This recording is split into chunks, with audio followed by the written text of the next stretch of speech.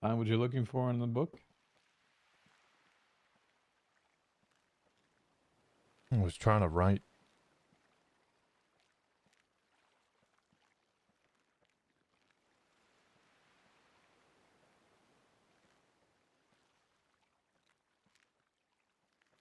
Not sure why, but I guess I'm not short of time anymore. Not wrong.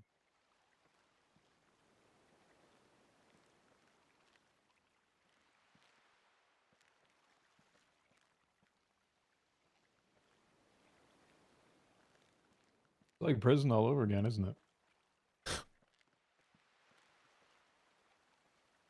Yeah. And you had slightly different experiences at prison. Did you ever go often? I don't ever recall.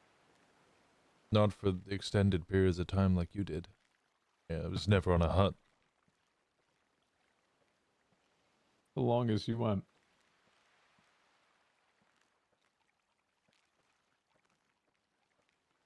I don't know. Maybe 100 months or so. Oh, jeez. I don't know. Just standard shooting cop type situations. Rookie numbers.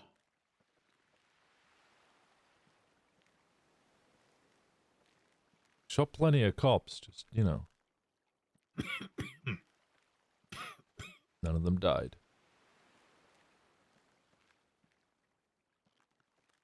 Well, there's no shooting range down here, so I can't tell you to fix your accuracy.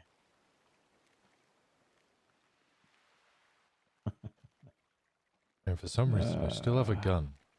I haven't tested it. huh.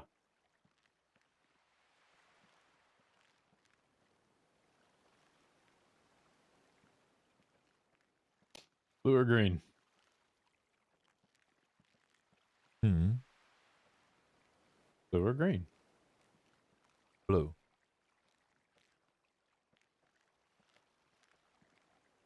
Oh, thank you. Mm-hmm.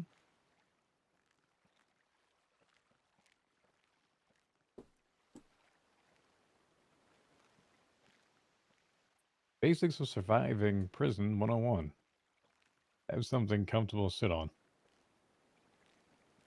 And a phone to bitch on?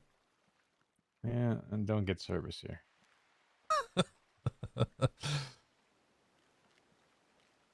Yeah, it doesn't surprise me. You would have thought they would install a phone tower in that lighthouse.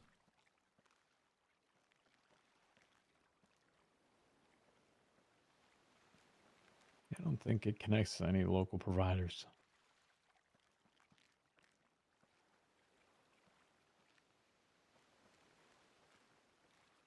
How are you feeling? Tired, but recovering. Still sick.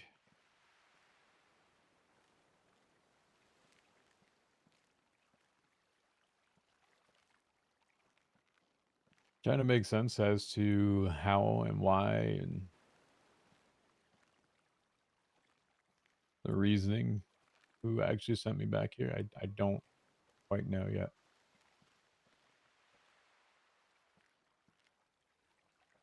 Was it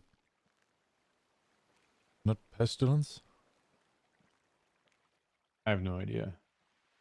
This isn't his place to control. Why would he do that? It doesn't make sense for him. He's sickness and everything else. He's not here. I'm unsure. Alice said that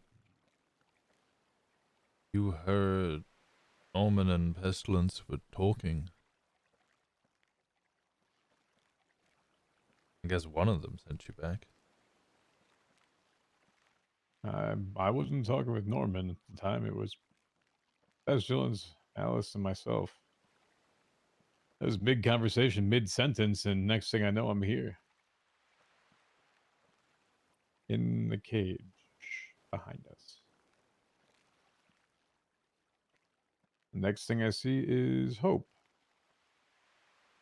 who unlocks that cage. Did Hope bring me here? Did Pestilence bring me here? Did Norman? Why was Hope at the one at the cage? Why did Hope let me out?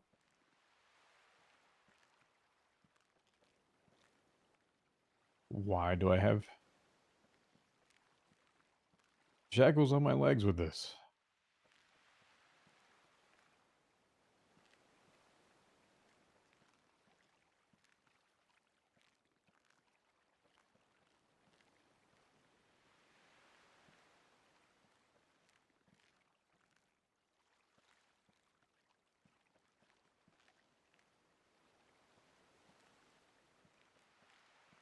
I don't have an answer to any of it. Hmm.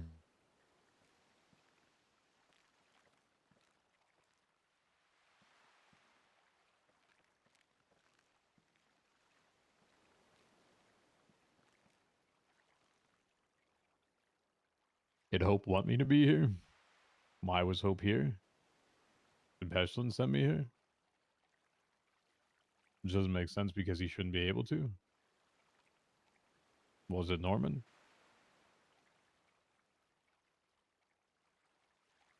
I don't know. I don't have answers to that question. And the more that I ponder, the more I just. I don't know.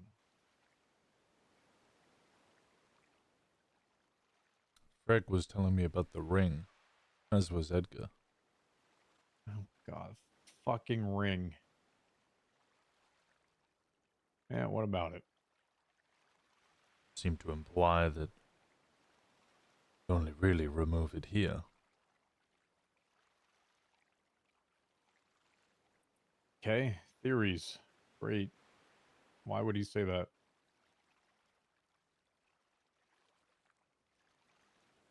There was some. Well, his diary talks about the one to replace him and all. Maybe Bundy shooting him with a sniper rifle and at the lighthouse was not the right plane to do it. You kill Yeah, I've that thought which is about already that. dead. Yeah, well, he's still dead here, too. So.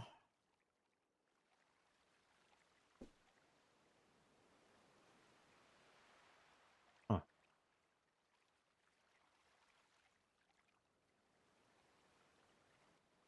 Huh.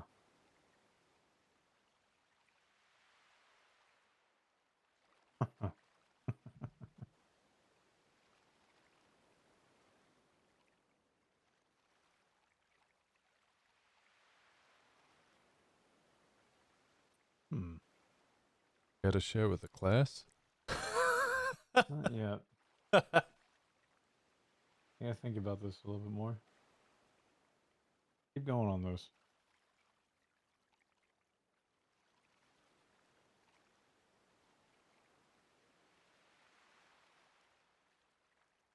Didn't know much about the ring, so that's about all I had. It's just a fucking ring. I should have stole it months ago. It was just sitting there. Literally. Next to the skeleton over by the Brazil. Call it brazier. What do they actually call it? How do you even pronounce that? I believe American and English have slightly different pronunciations. Brazier, Brazier, I don't know. Brazier? Yeah, that.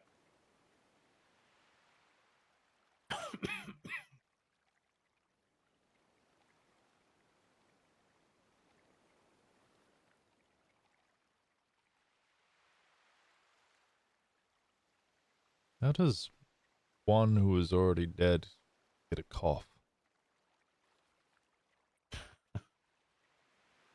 Gonna play on ADMC right now. No, I mean literally. The sickness of the soul. Word for word. From the man himself, yes.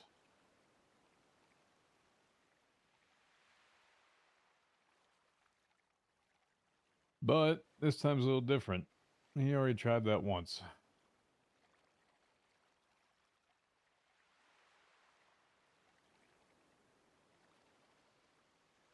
I wasn't sick when I got here. The first time, Hope took it away from me. No problem. This time, when we got here, I offered to take it away from Hope. To share it. I figure if there's anything that I can do to make her recover, I'll do it.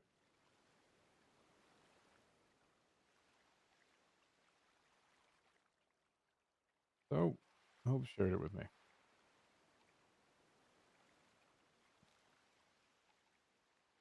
I don't know if it's a virus that replicates, if it's one that's introduced to many, or you remove it. I have no idea. Not in science. Not a doctor.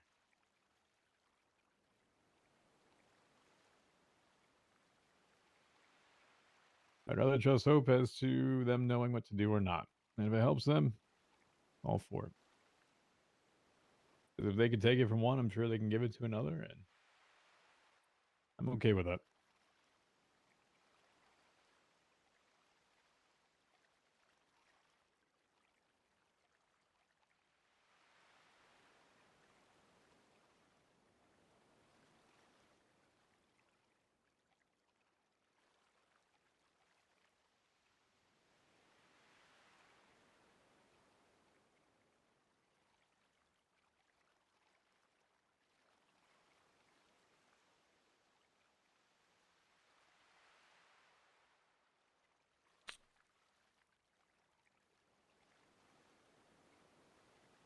You know, you can, have you tried experimenting yet? Experimenting with what? I mean, you are dead, right? Mm-hmm. Not just trapped here like Edgar. No, not trapped here.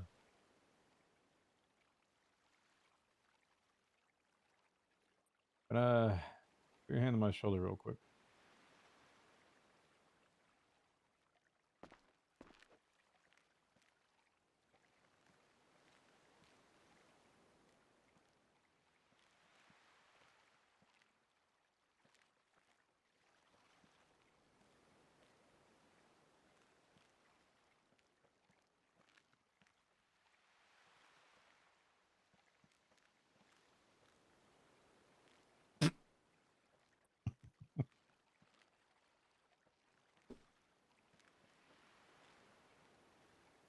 I could have done so many mischievous things with that.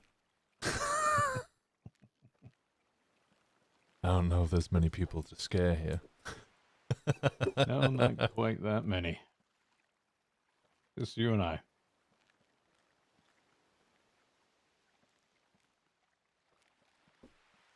Well, and Edgar And occasionally. Edgar, when Yeah. wherever the fuck he's at, he's probably sleeping on a rock somewhere. There's actually a lot of rocks around here. Do you notice? Oh, Little yeah. small island rocks. Mm-hmm. I think I've walked the entirety of the place already.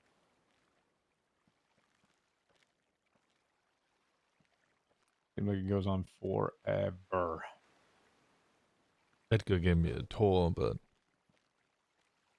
I like the altar. Yeah.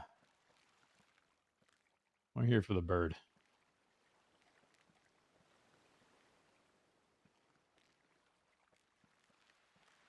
You think hope is the key? I think there's a lot of keys. I think they gotta be done in a certain order.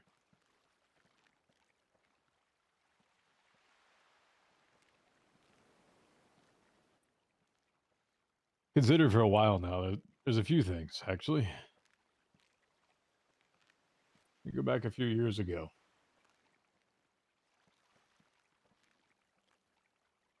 My aunt, Andy, was pretty heavily caught up into a lot of this. Mhm. And she would be shown things from Noxie. And if you know anything, obviously, with Andy, she's usually a very good type person. She's not mischievous. She's not a negative person. She's very kind, right? I'd agree. Someone that you would imagine that Hope would be attracted to, not Noxie. I was always told that the birds are their own separate things, aside from Norman, aside from his pestilence, everyone else, and it's always made me curious as to why it was Noxie instead of Hope. Why was Noxie giving Andy eyes and missions and skulls and everything else? Why wasn't it Hope?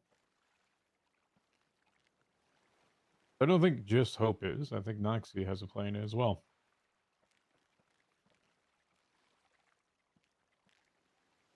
We just associate Noxie with Norman because the two of them are very close, it seems. But it always confused me because, once again, Andy was always kind of the opposite Norman, in a way. So, if anything, I think it's more of both of them, not just one.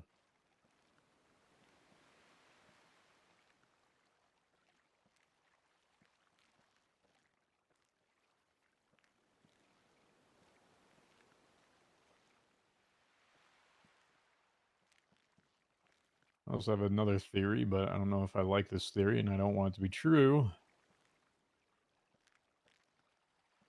When Hope started taking the sickness from people, Hope's eyes turned green and others turned black with a combination of white. Have you seen that? I can't say I have, no. Like a marbling of the feathers. Imagine not specific to color and like a particular feather is a mix. Almost 50-50 in it, but greening of Hope's eyes was concerning too because once again it turned green. So that begets another theory. Pestilence always says nothing dies like hope. So he's seen that before. And you have Noxie that is red eyed. Did Hope exist before and he watched Hope turn into Noxie and a new Hope was born? Doing the same thing to Hope now, turning into his. Essentially killing Hope and giving a new one.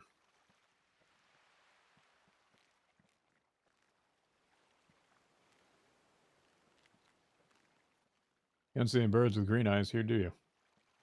No. Because they all have their own sanctuary. This is Death's. Maybe there is one with green eyes and wherever he's at.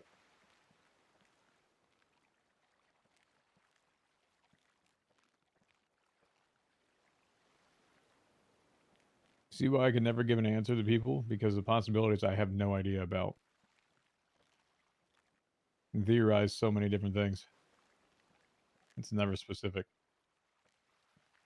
It's not like I can actually sit here and talk to Hope and say, hey, what does this mean? Hope will usually give me some sign of their affection or comfort in what I'm asking, but it's never a here's your answer.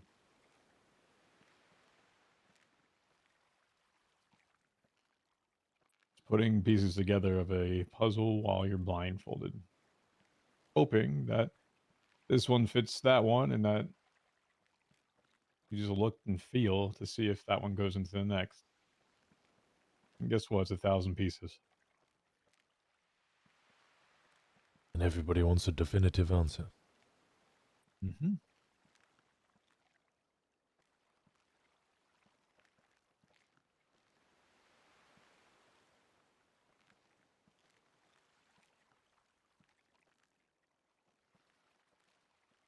Crazy, for example, how whose war was spread immediately.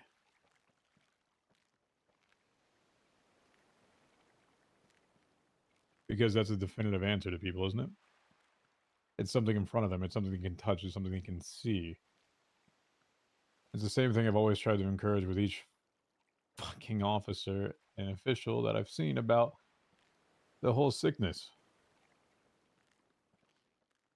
They've had the flu. They've had common colds. They've had plagues in the past. What's different in this one? I think just because an individual is here that causes it doesn't mean that he wasn't here to begin to cause the other ones. Just because you see him now, it's more of a definitive. And they're easy to just chalk it up to, huh, must be this guy. Why don't they actually research it like someone else should? Develop either a vaccine, develop something that has a body to it. But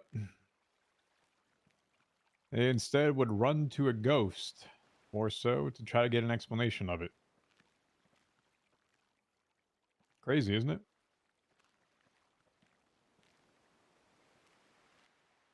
People like things to be right in front of their face so that they can relate to it. I'm guilty of that. Everyone is.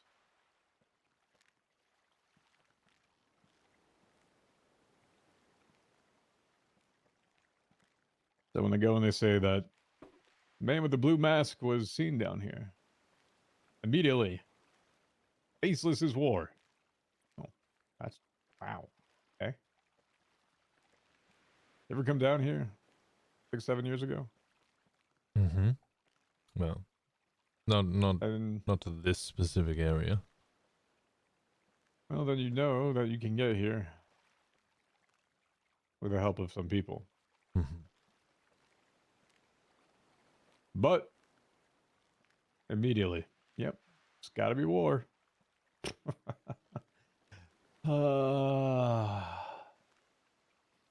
All it took was me saying it to one person. It's now this widely accepted thing. It's the easiest explanation people can have.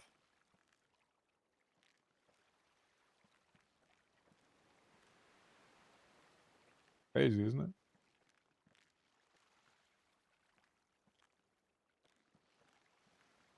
I was surprised how quickly people were mentioning I had a deal.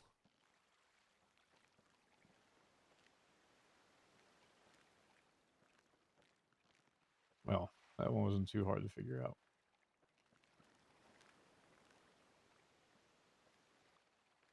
Norman's a yapper as much as he likes his secrecy.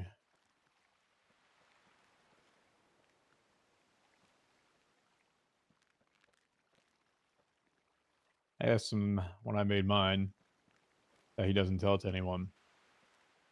What do you know? He yapped about it pretty quickly.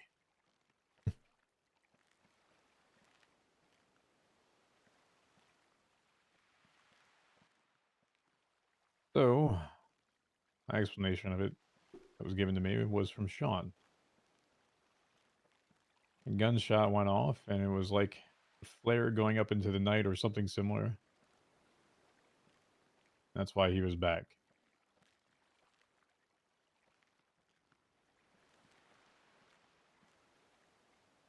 And here came you back with it.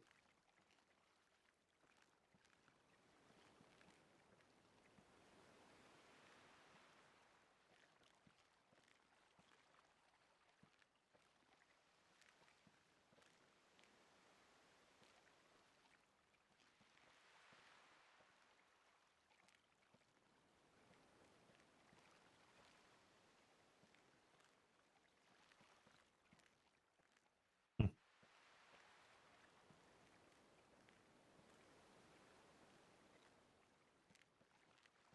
Tell me about this orb stuff. Again. Um, I think Cleo had been missing for some point at this time, and we were. Oh, God. It's a name I didn't care to hear again in my life. Surprised you haven't seen her here. Please. That would be my actual torture. You already have Edgar, you know. More yappers is great. I have to hear one more gnar. Oh no. Ugh. Her and Pez, man. It was like the death of me. Every morning that I woke up and heard from every member in the club of what Pez was up to with Cleo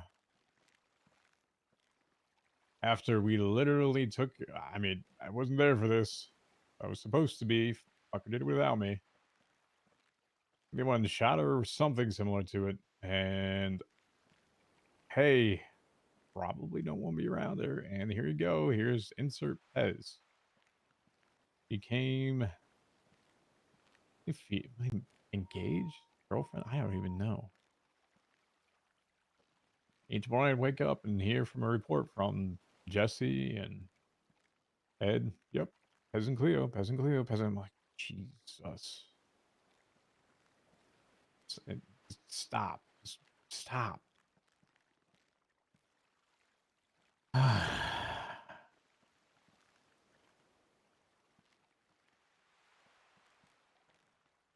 Anyway, sorry. Continue. Um,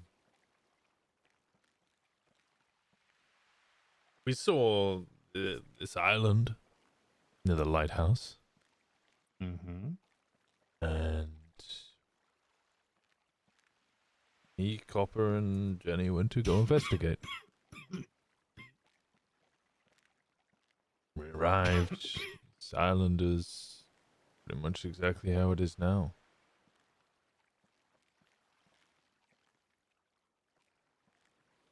We had a look around, and the altar was there with a purple glowing orb.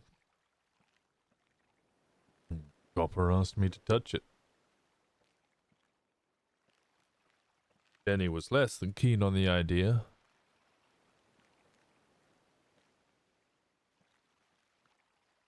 They started going forward, and Copper kind of changed her mind. Too little, too late. I was committed at that point.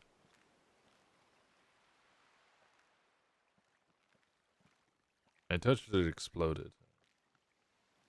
Don't really remember what happened, but boom.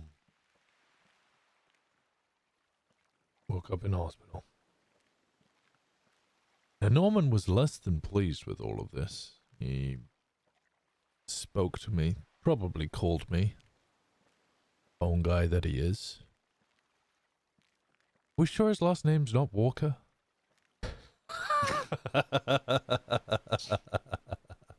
You know the irony? The two of us sitting here. Hmm. And the last name fucking Walker. And you want him to be named Walker as well? Are you kidding me? I didn't say I wanted it. I was just double checking, you know?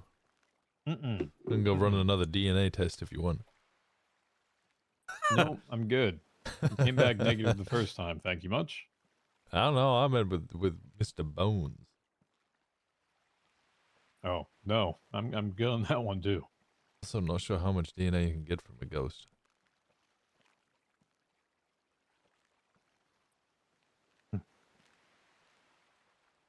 Why was he pissed about it? He didn't want people visiting. Give me a stern warning. I don't remember the exact wording, but Like visiting here from it? if we were to swim over to that island, I guess real world interpretation of purgatory, he will make sure we'll visit the real thing.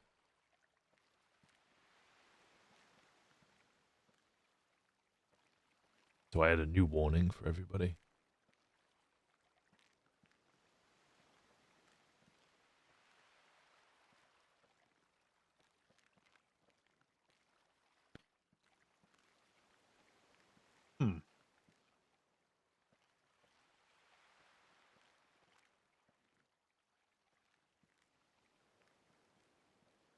Interesting. Okay. So you don't. You woke up in the hospital afterwards, Mm-hmm.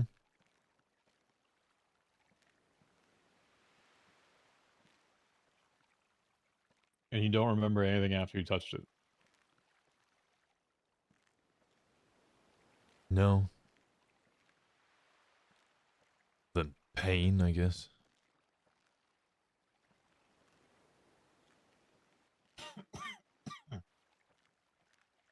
You think it's possible you came down here?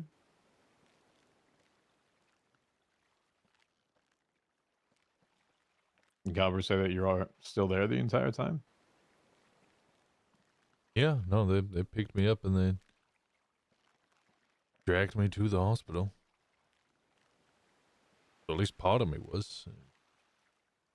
Another part of me visited here, and I don't know. Huh. I think Cleo Okay. would have mentioned something when she returned. Or I believe she was the only one that inhabited here at that point. Odd. Okay. Well, I mean, everyone kind of has their own version of things.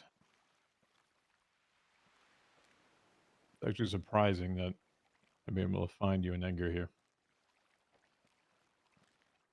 Last time I was here was different. Like a corridor of doors that were just locked. There's one that would open. This clock's ticking continually. You went through the one, it led to another corridor. More locked doors, more ticking, louder. Another corridor. The overwhelming, just looming presence that was over you, heavy, extremely heavy. Each time you went through the door, it can get louder. The presence became heavier. To the point where it got to the last one. It was almost like I was on my knees trying to open it because it was so just debilitating. And ticking, my mind was just repeating. Like you couldn't think. Imagine going to a concert and turning the volume as loud as you can and trying to understand the person next to you that's trying to talk to you.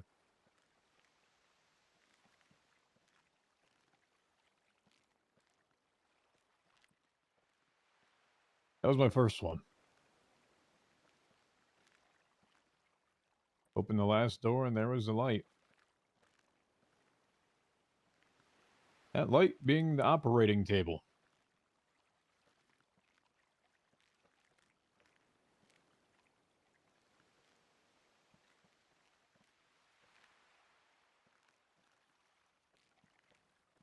I'm actually surprised to see everyone here.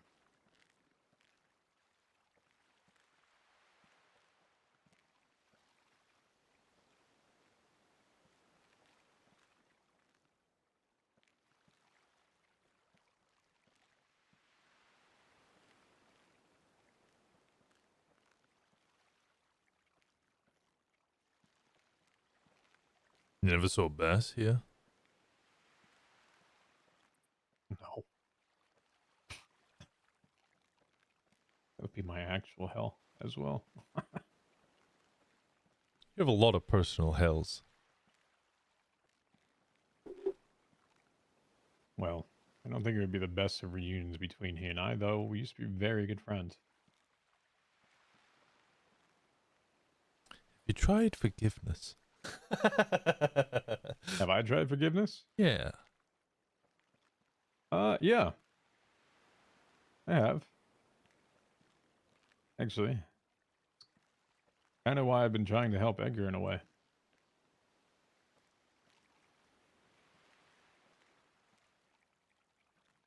You know, I also had a rough patch before EMC got recoed. Do you recall all that? I do. Time heals a lot of different things, but I don't know how Bass would feel. I kind of betrayed him when I left PD.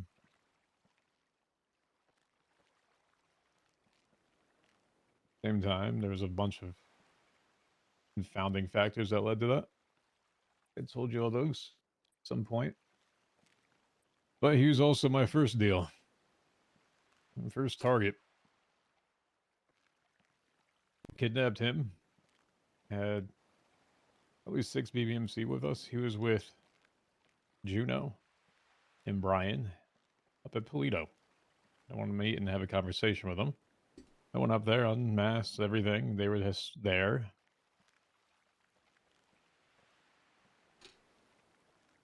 We had 2 people take Juno one way.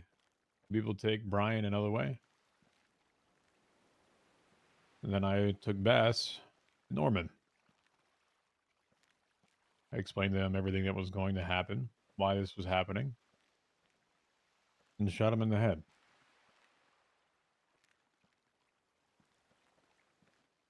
Norman took him here. I remember all this. Afterwards, he said, I'm happy She was with you. so It's conflicted. the first positive reaffirmation I've ever heard from Norman in my life. Apparently got a 2-for-1 deal out of it. Bass made his own. Brian made one to get him back. The whole propaganda that was spouting on Twitter all those years ago about Brian going crazy was because he surrendered his mind to Norman and allowed him to be infected, I guess, with some sort of crazy losing his mind, whatever he agreed to. Yeah, Brian told me. Sacrificed his sanity. Mm-hmm.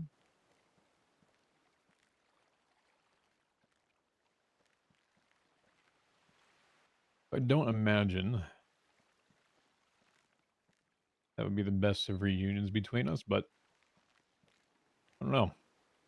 Been a long time.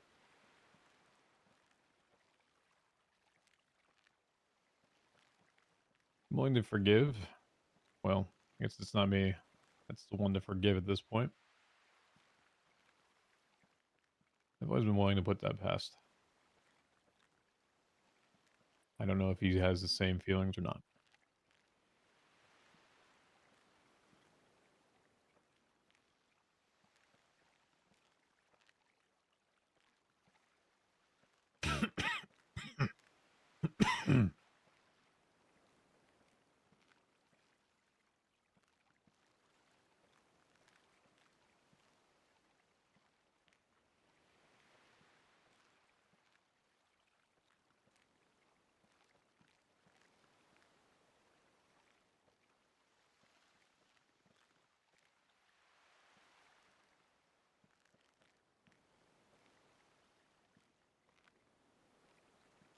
Do you have any regrets? Anything you wish you could have done, should have done?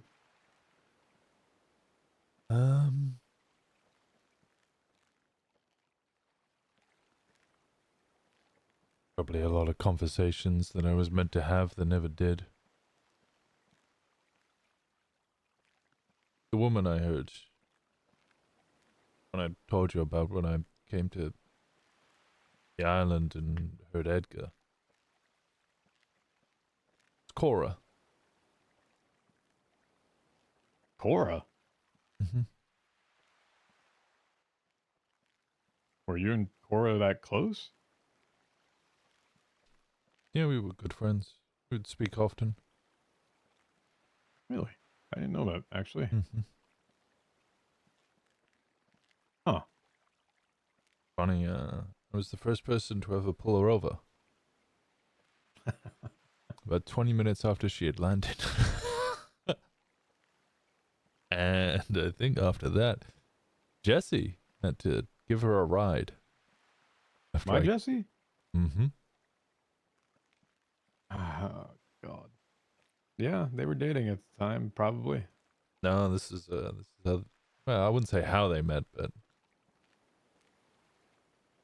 at least they started talking around that time.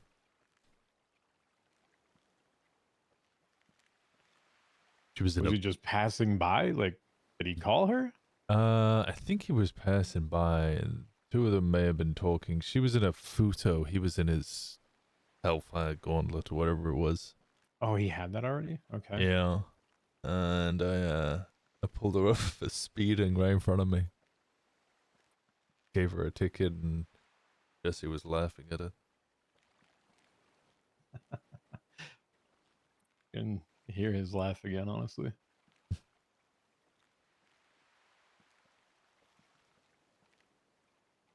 That's how they met. Potentially. I never Huh. really asked.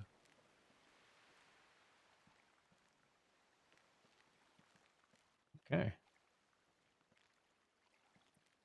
But why her voice? You supposed to talk with her? It was her crying as I was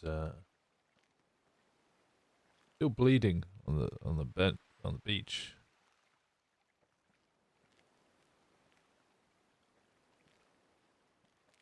Shang grabbed my body and swam out just south of the oil fields.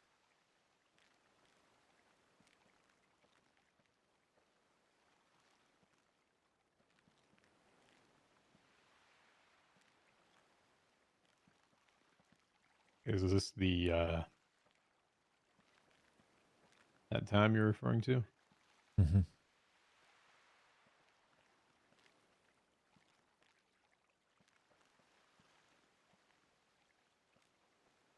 And two of you were meant to talk? Yeah.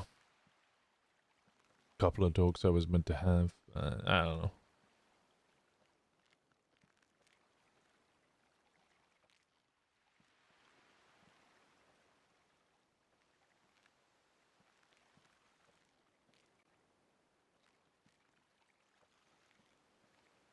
You think that would have changed anything? I doubt it. There was always people talking behind each other's backs and new things causing problems here and there. Most of it seemed petty, but it grew and weighed on me.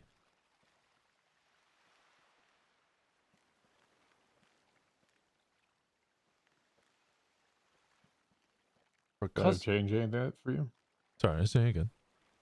Did I have changed any of that for you? I doubt it. Probably would have alleviated, I'm sure, but Solomon, I believe, was always a problem even before he put a bullet in you. Well, not physically. Yeah, I know.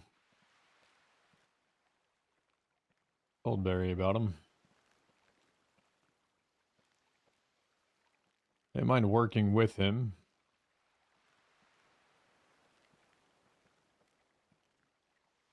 I just didn't know how it was going to end up if I'd be in the same club as him.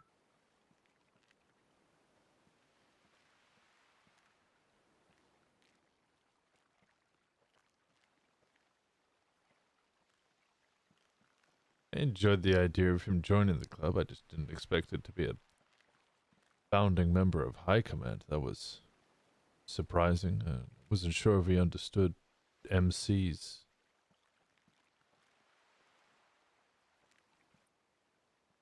Yeah, well, I think that was obvious when it came to talking about how the club should go, and I'm thinking about community and he's thinking about a spy division. that was the intention behind things, and I don't know if that was ever very vocalized between Barry and the rest of the people, is that he did approach me and asked each one of us to kind of lead our own divisions of those.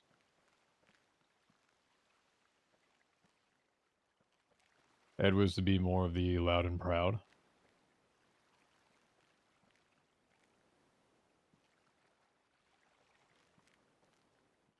Yeah, I can't even tell you I remember anything about him, though.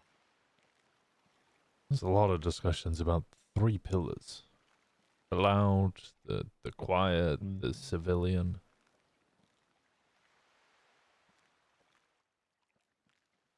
Quiet was more Solomon's side. Mm-hmm. And I was more the civilian side of it. That was the intention. That's what Barry wanted. All right, that's what you want. I'll do it. At the time, I wasn't crazy about rejoining any group. Coming back to the city was a lot to deal with. After everything that happened with Sanguine, in reality, I was only there to see Jaeger's release.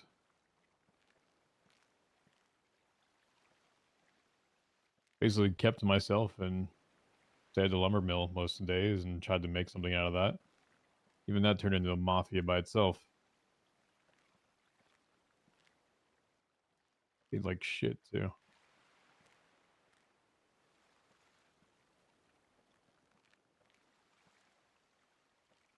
But I can't say no to Barry.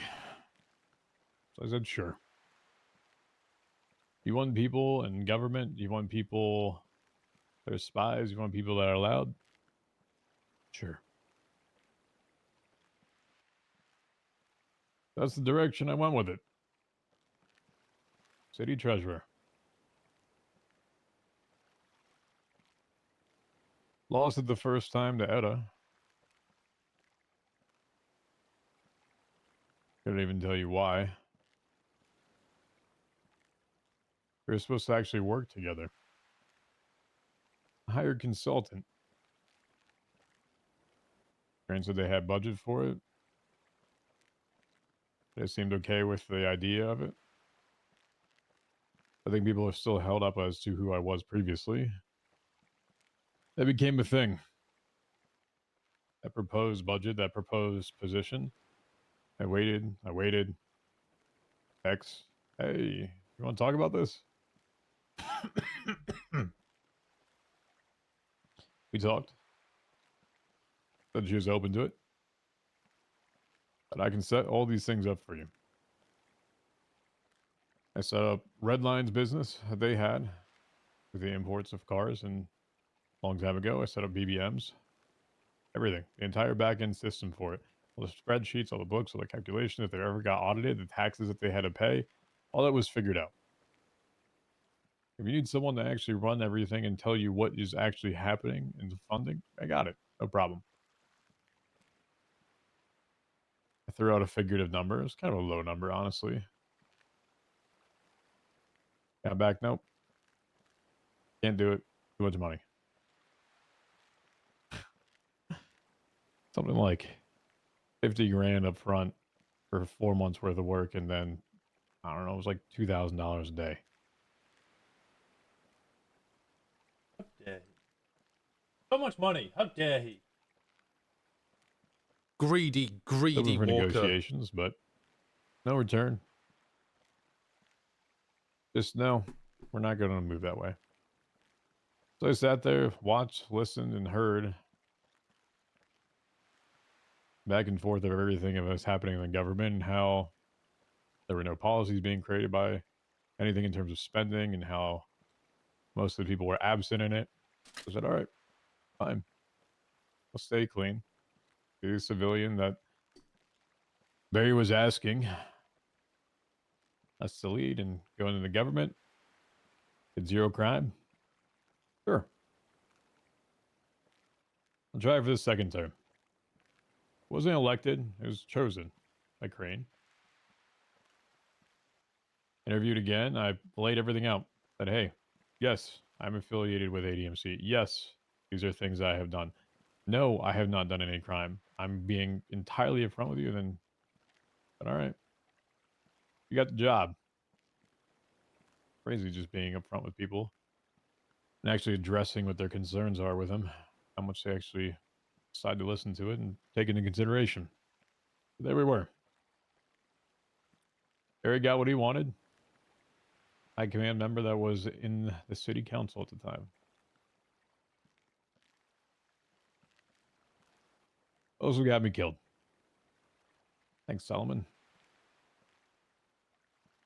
I think I'd blame Solomon and more for that than City Council Barry.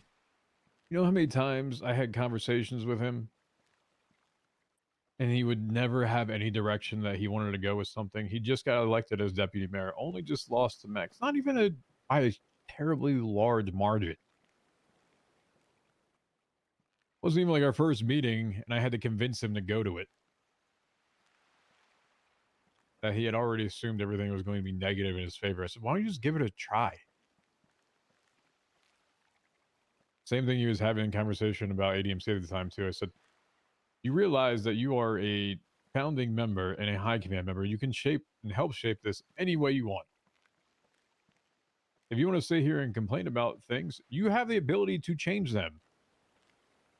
This is yours as much as anyone else, and you are literally in a power position right now.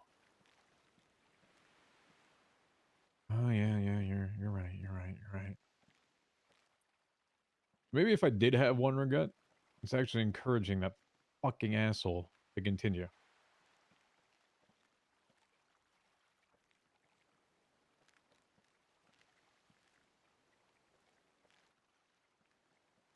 Before we left the city after the Rico, his entire plan was trying to backstab Pitar for his weapons manufacturing bench. I was a part of that.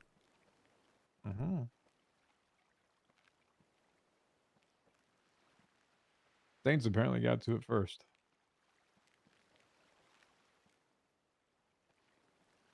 A business partner to backstabbing, huh? Told me a lot about him. So I cautioned Barry, but this is the thing.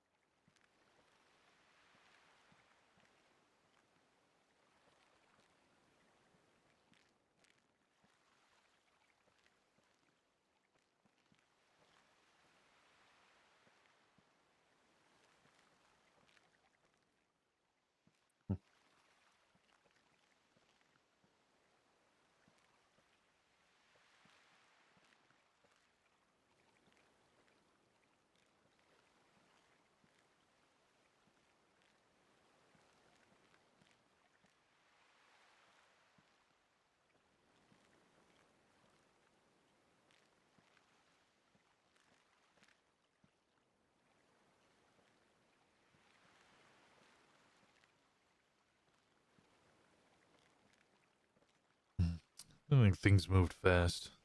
Way too fast.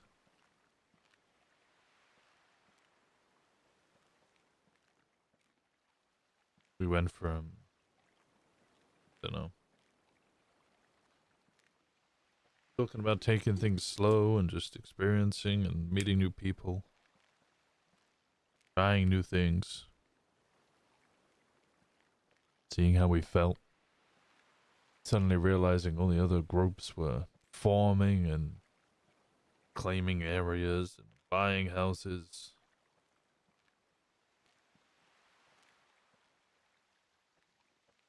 Pressure hit us, and we were falling behind, and then next thing we know, we bought a house together, and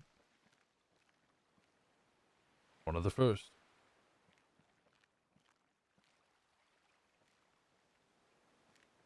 The fear of missing out, right? Mm-hmm.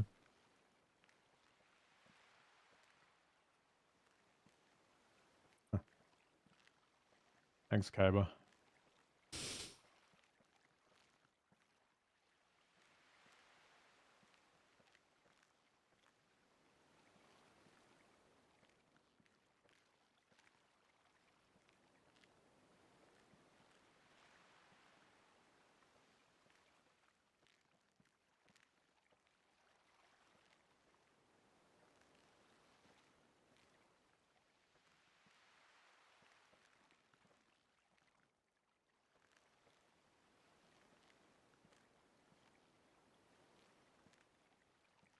All you wanted to do was chop wood, bro. I wasn't ready to be back. Had too much in my mind. I just needed to be away from people.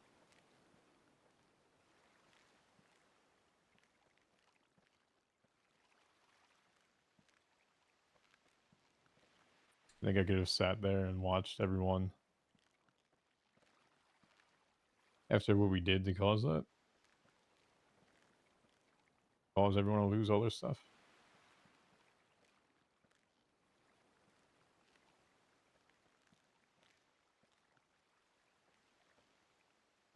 This was like my own form of purgatory up there.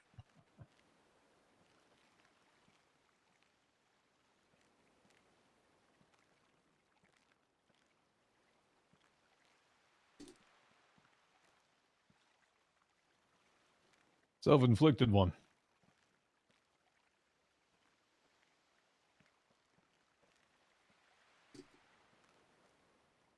I think it's easier to justify anything when you believe it's for the right cause.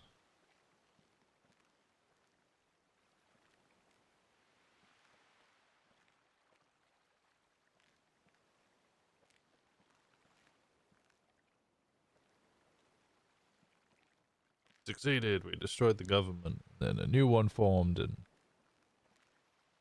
well, not much changed.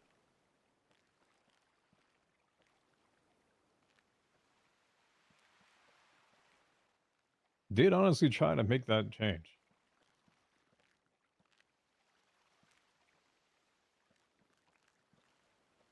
Yeah, that's the funny part, I guess, of a 1% MC, right? It's supposed to be anti-establishment against anything authoritative above them. Mm-hmm. And here we are.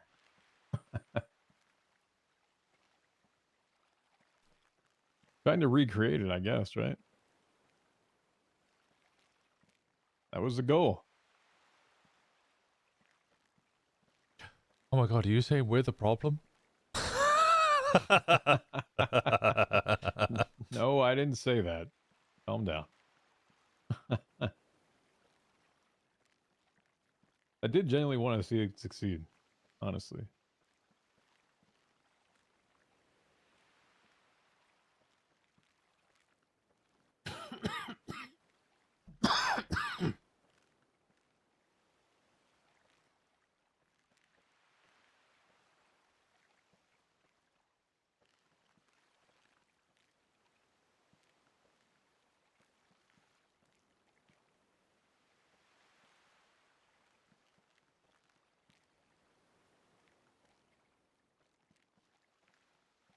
Does that make it a 1% MC anymore if you're against any establishment above you? If you're the ones helping create it? Or does that make the government a 1%? How does that work, huh? Yeah, can the government really be outlaws? I don't know. I never really thought about it, honestly.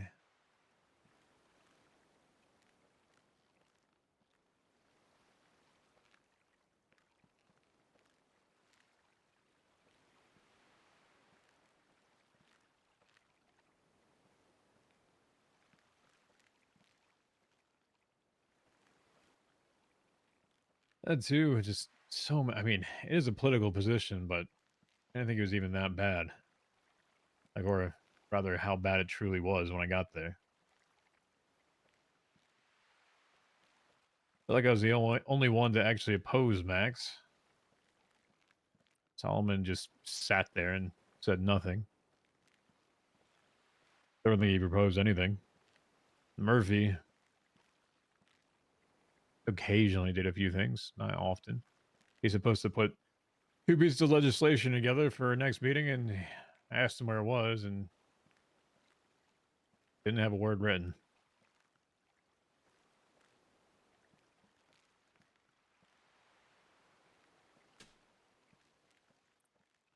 I put the ones proposed I was going to bring forward to the meeting, and I met with a dossier response from Siobhan of why she hated everything about it.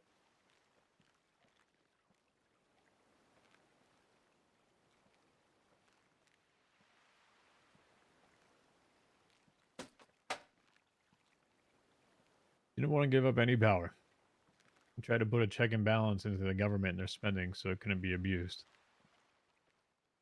Try to get information funds publicly available if someone actually wanted to look at it. See where truly our government spending was going.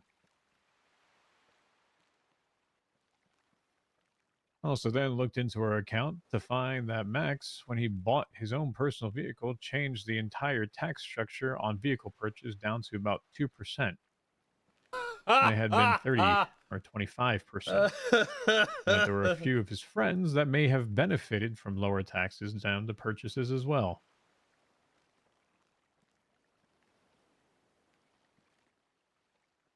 Anytime I mention it to anyone, they're always against me about it. Like doing the right thing was being shunned. Making sure that people were held accountable for their actions was an absurd thought that couldn't exist.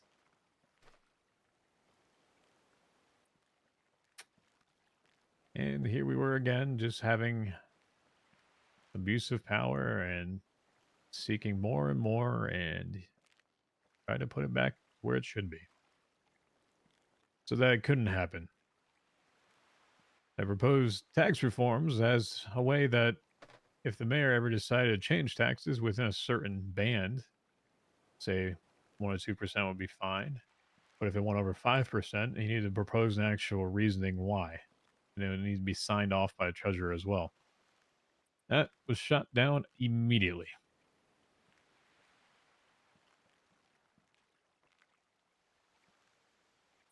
People don't want checks and balances. Norman and Pestilence included. Then when you try to check them, they get angry and send you here and fucking have you chained up. Crazy, isn't it? Think what happened in the government, it's the same thing that's happening here. Try to oppose someone that's trying to get too much and fuck with the entirety of a balance that should be kept. The person actually trying to enact something for positive change and doing good is the one often the most punished.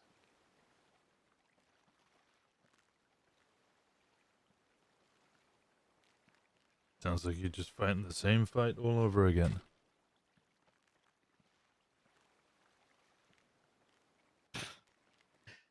Yeah. I don't know how much of a fight is left in that one. The hell am I supposed to do about this?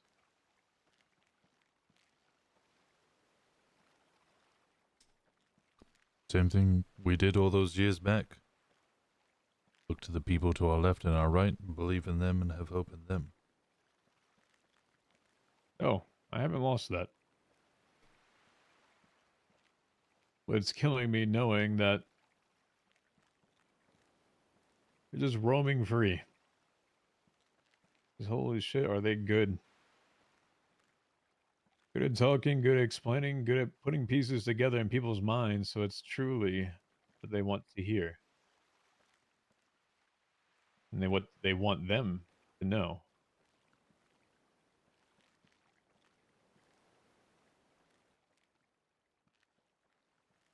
The more and more I sit here, it's tearing me apart.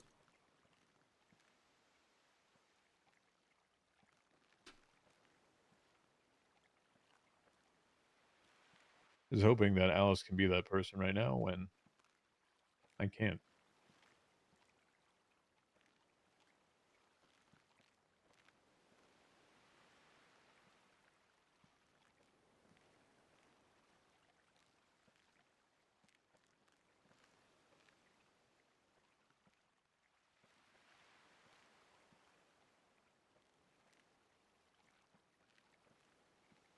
I believe in her.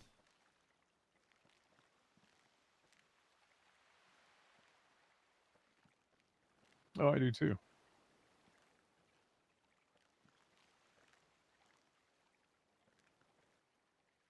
Hope wouldn't come to anyone.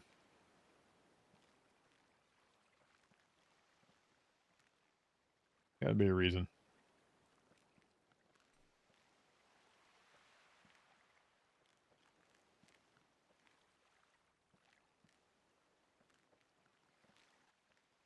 You know, I wonder about this skeleton here.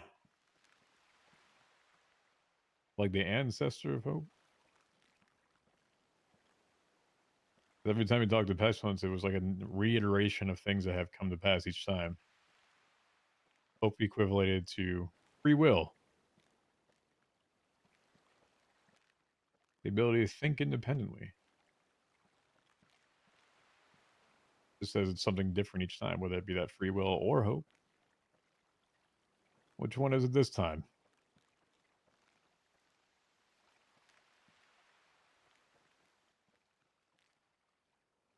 Hope reincarnated from this?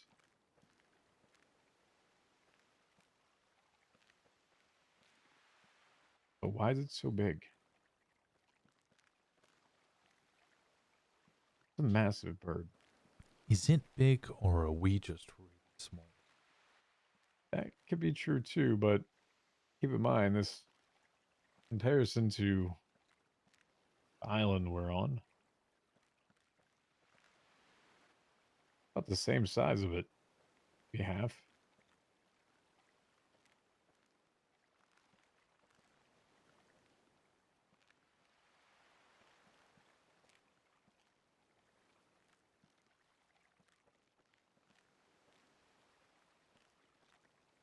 You ever speak to Balto about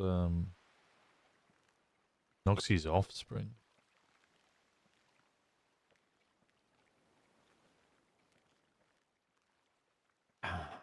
No.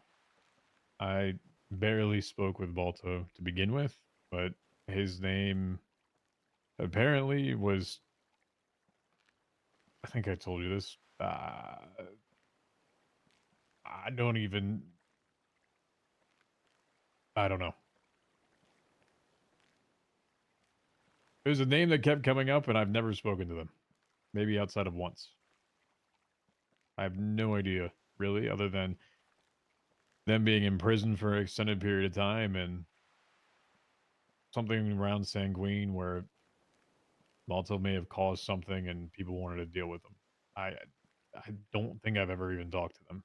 Literally more than 10 minutes. I'm sure what he did at Sanguine, but he was There's in. something afterwards. Oh, Like while we were in prison, I believe. I don't recall it, what it was, but remember the name coming up. I'm like, why? How?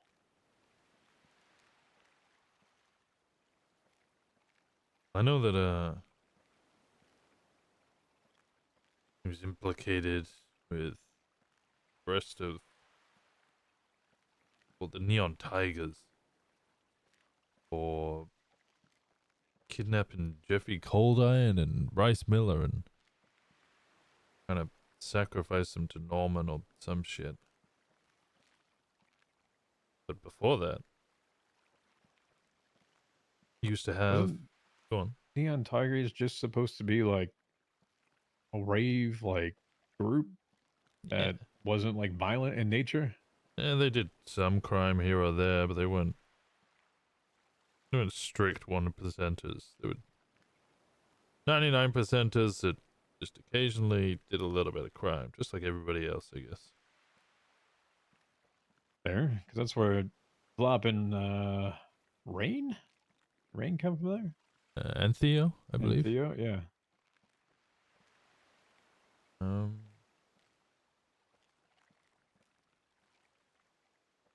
Now Rain's a cop. It's ironic how that went Yeah. full circle. I don't get how that one works, but people becoming criminals, I can see that coming from a cop life. The other way, no, I don't see that.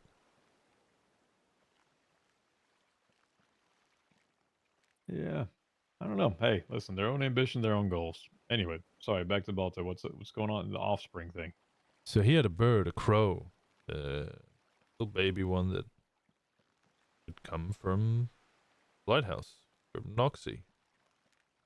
And he looked after it for ages, and fed it and took care of it as one does.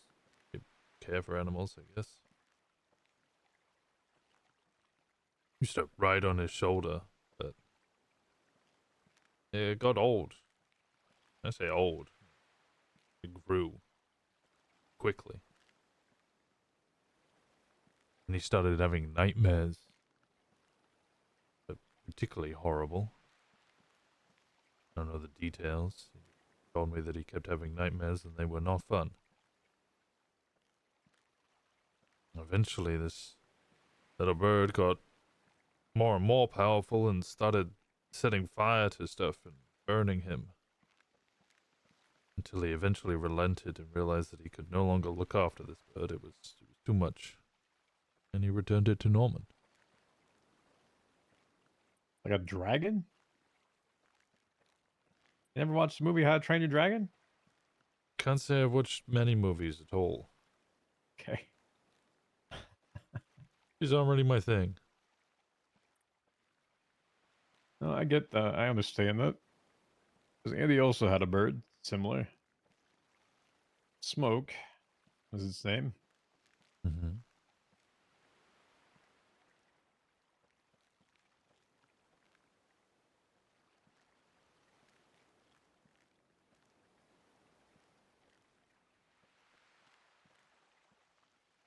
Was that what you're referring to by offspring? I don't know where smoke came from. I wasn't sure if that was just a normal crow or not. But yeah.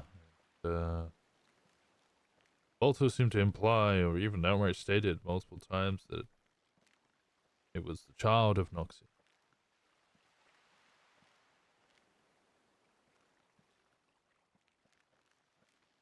Can't remember what he called it.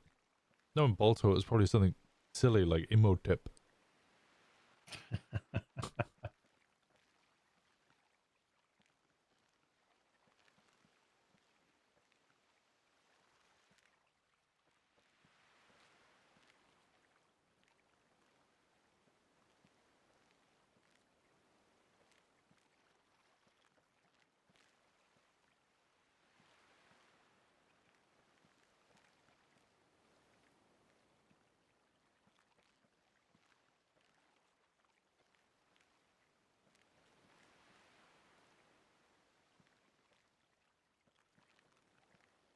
What happens to you when all of this ends or doesn't end, TJ? Haven't gotten to that point yet. I don't know. There's truly an answer. Usually the same thing I gave everyone when you're dead. It's like, hey, great. One of life's great mysteries, right? That's why I don't know it. I don't know.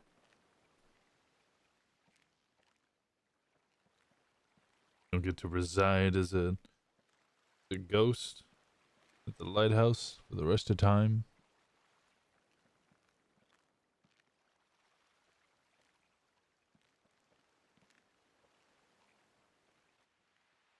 Well,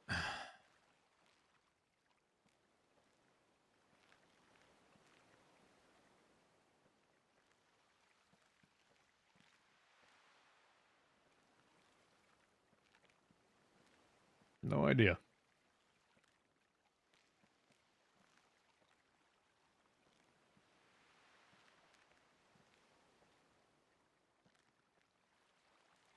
I have no idea if I'm getting out of here. He keeps talking about when you actually get that judgment. Refer back to his journals. He talks about for him, there's nothing beyond. It's destruction.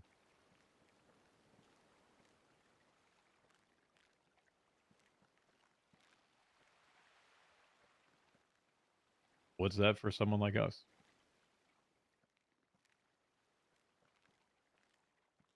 This one said pretty much the same thing. The later that, more that I stay around, the more apt it is that that becomes a real possibility.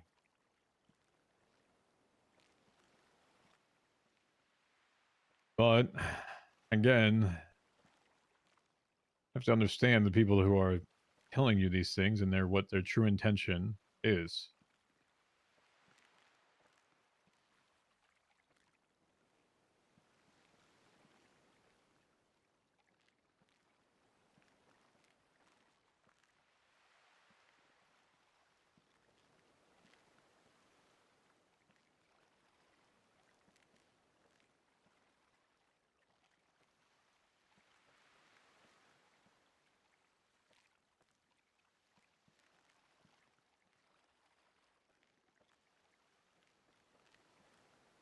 I hope there is something for you.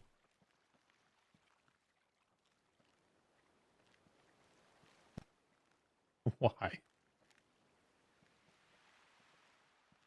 Makes me any different. You don't seem ready to leave. I've been ready to leave for a while, actually.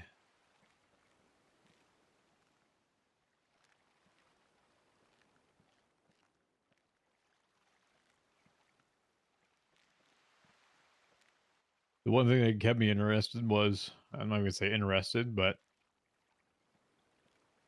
kept me caring about things, was watching Sonia, Edgar, and Jay, along with Matt Colby and Bobby Beldrum, pull up to a lighthouse, and a lighthouse filled with fire and smoke. To listen to the sirens that pulled up behind, 20 of them. Cops trying to stop something that they were not able to stop. Know that others were throwing their lives away for false promises and false hopes that were never going to be fulfilled.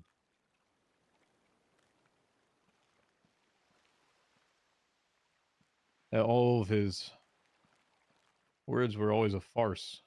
But here's dumbass TJ. The one that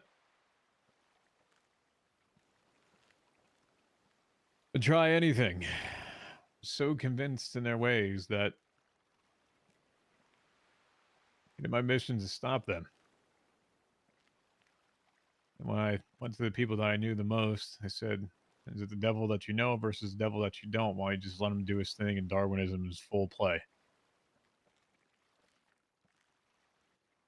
What if you truly take out the ability for Darwinism to even exist there?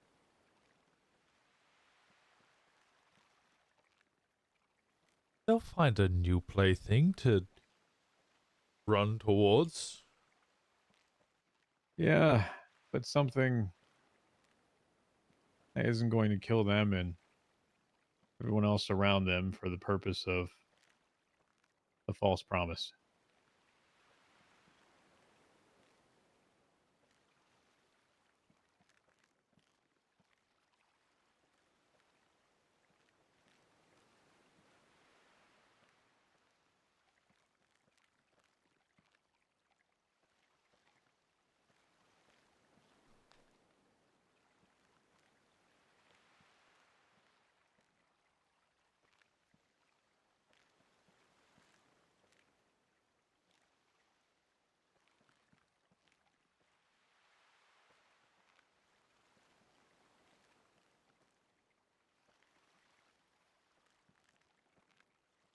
So is there something afterwards? No idea. If there's a grand plan, as they say, why was I here to begin with?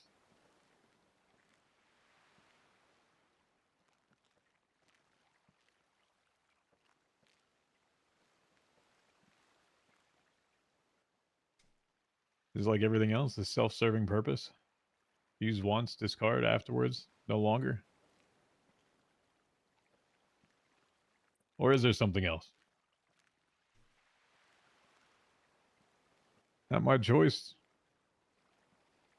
But if I can help out with it, I will.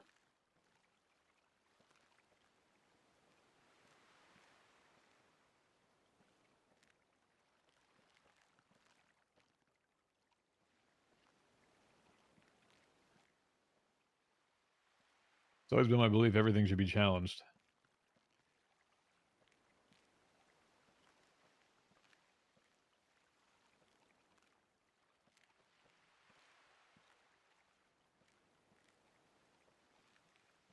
Maybe that's why Bass wouldn't forgive you. You don't like being challenged.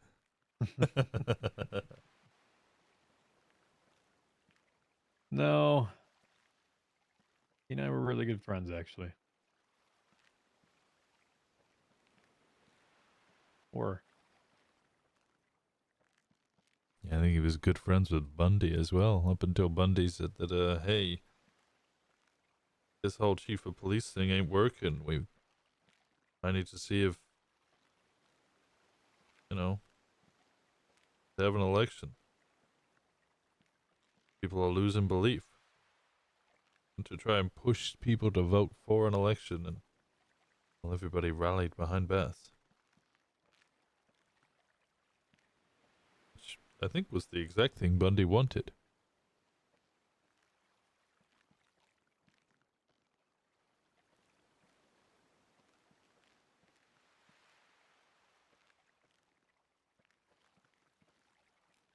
Didn't really get along after that, and then, well, about 2 weeks later, after galvanizing support for him as chief of police, he quit.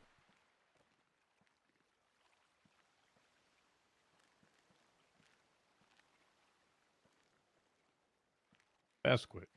Mm-hmm. And became commissioner or whatever it was sometime later. Oh, God. Okay. Timeline's fuzzy on all this.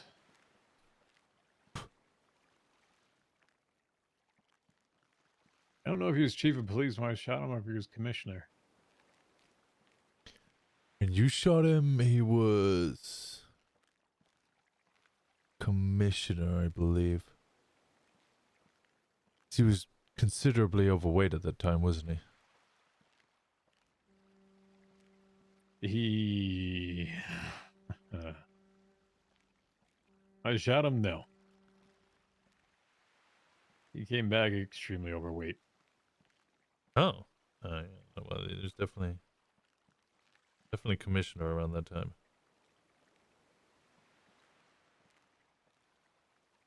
Also, ain't no way I can fucking hear the cargo ship in the realm of the dead. That's bullshit.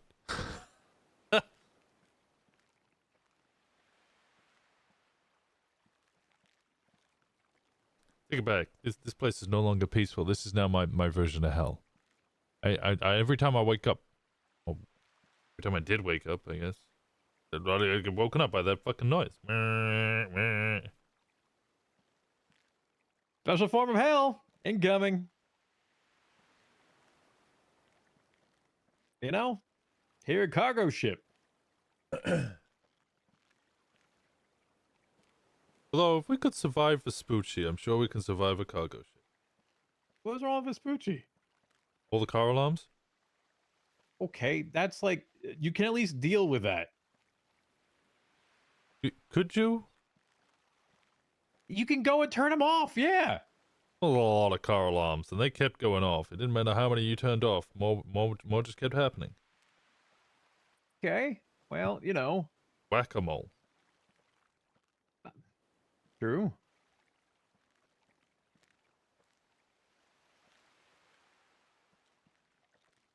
But you could still electively do something about it. You can't do shit about that thing.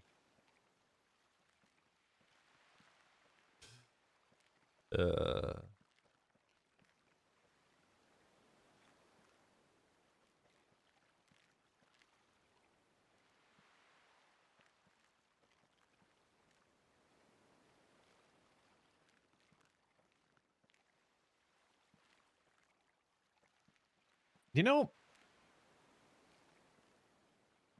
I should count the amount of seconds in between each one. You know how long I've been counting for? How long? Fuck, I wanted you to give me an answer so I could say, I don't Oh. fucking know yet. Because I'd have to count it. I was trying to set you up for something, okay? It didn't work out. Sorry. I wasn't playing ball. Uh-huh. Fucking copping you still. Ouch, someone hurt. Just say you're rigid, man. Rigid. 100 months in prison was the most you did? Apparently shooting cops wasn't all that bad.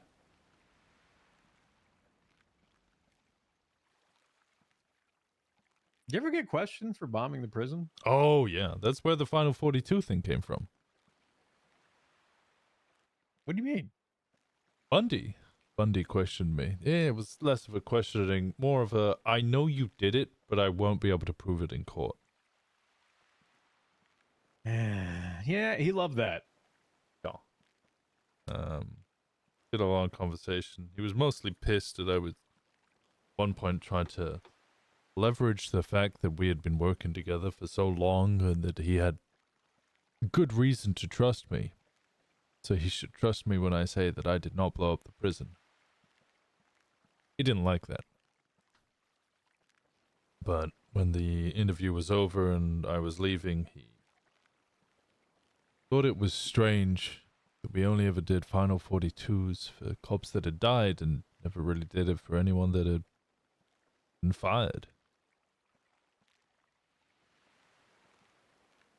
So I changed my license plate to Final 42.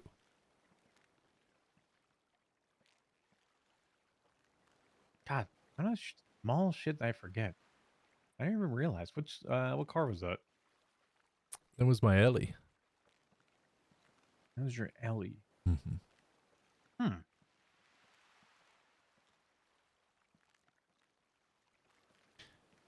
What's the license plate on my Gauntlet Classic? I don't remember.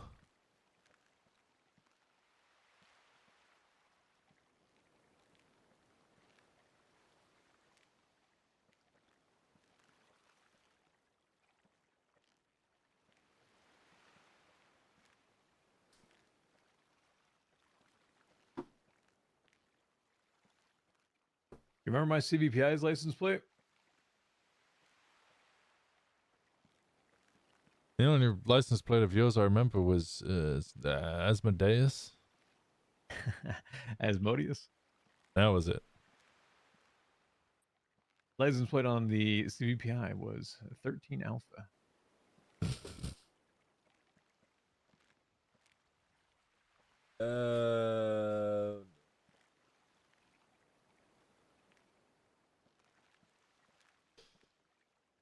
Of course, the two of us would just make our cars cop puns or references.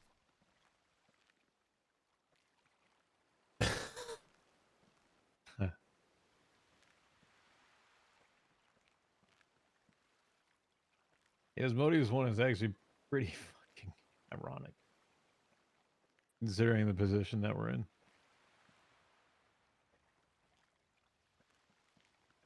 You know what it meant? I remember you telling me when it was on your Ferrari and I was still a cop.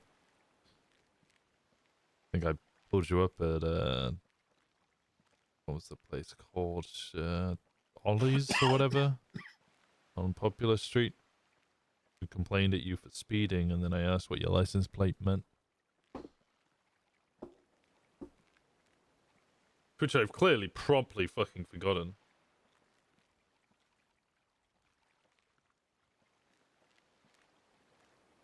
It was direct reference to Jesse's. His gauntlet. Demon, Challenger, whatever you want to call it, Hellfire. His was Lilith. The fuck was it, Lilith? Basically the queen of demons, and Asmodeus was supposed to be the prince side to that. Prince of Darkness. Bitchy fuck. That went along with Dark Prince of Vespucci. Pretty fitting, honestly, at the time. And then here I am now. Feels like the complete opposite of that. No, you're still an edgelord. How do you get edgelords out of this? Prince of Darkness? Okay, that wasn't something that I gave myself. That was others. Thank you. I just ran with it. You enabled it. You liked it. You deep It's down you liked because after I left PD and got shot in the head by people I considered family, you know, I wanted a full, like, you know, dark path. Wasn't sleeping. Looked towards drugs for a bit. I'm pretty far down there. You know, the one person that actually really kind of helped me? Out of all people. What's that? Well, there's two. One was Emma, the mayor at the time. The other one, Chatterbox.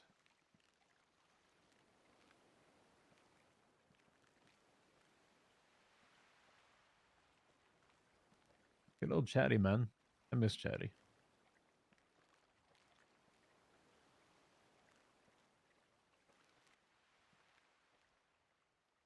You know, remember him calling me and putting in business proposals for the Funhouse and how they got denied. And he had the Funhouse. He had another place he called something else, the circus or something like that. He was so defeated when he couldn't get them. And finally, they got accepted. He put his signage out there and everything, and couldn't be happier for him.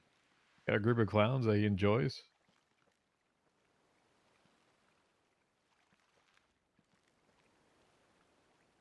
He lived that life before anyone else joined him. And he believed in himself with it too. And finally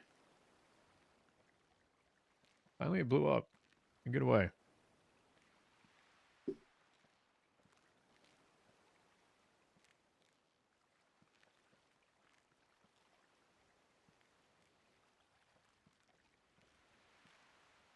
And of all people, I did never expect to go to the clowns would be Tessa.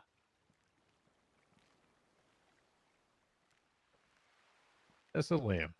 She was always clown mom. Yeah, I know. Her and Kiki. I never thought she was ever going to leave the Rangers, ever.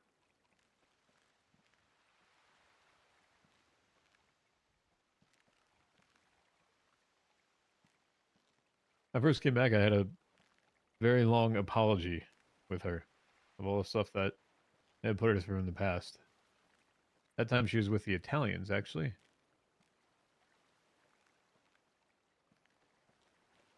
Never realized how much I kind of fucked a lot of things around her. It wasn't even meant to be that way or directly. Get all the reason in the world to hate me. Like the downstream ripples that you never see. I had no idea.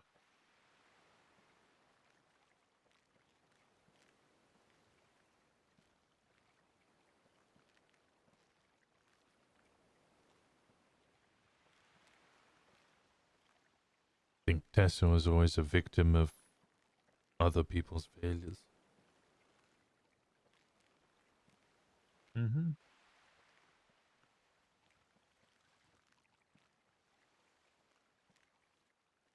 Yeah, we had started this thing that was called the Death Race.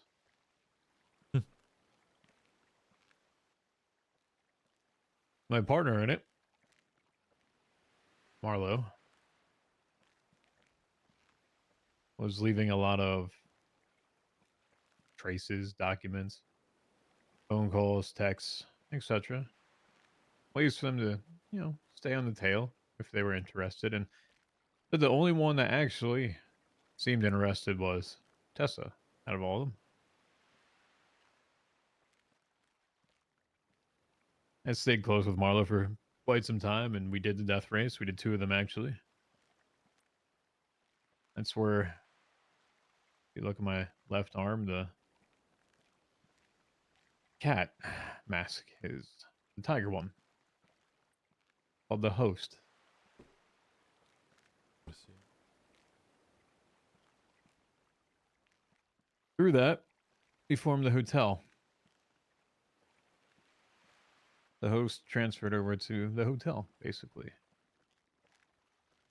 I used the information that he had, all the texts, all the documents, everything. I combined it into the hotel stuff. I gave it to Tessa.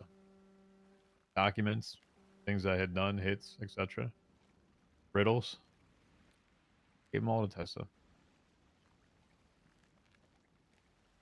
Said, come find me.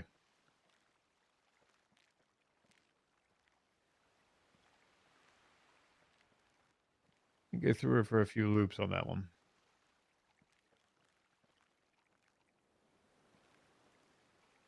About to give her one of the last pieces to it, and then Rico happened, and we all left. I think at that time I was ready to get caught, truthfully. Ready to be done with it.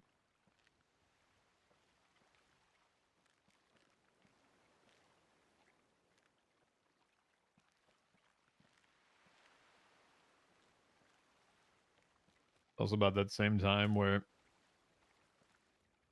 the hotel then merged with now the Faceless became a thing.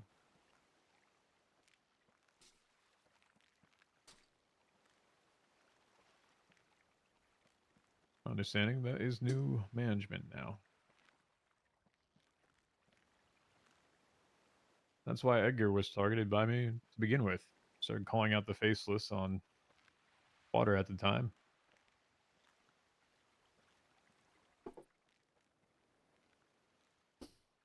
Exactly why all the shit that happened between him and I even occurred. It's crazy.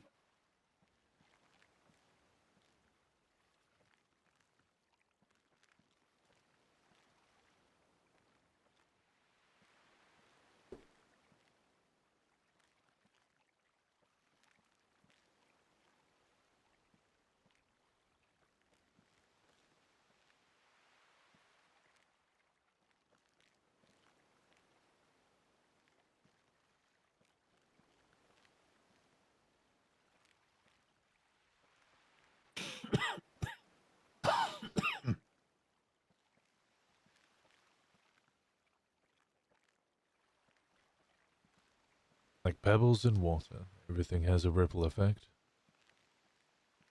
Mm-hmm.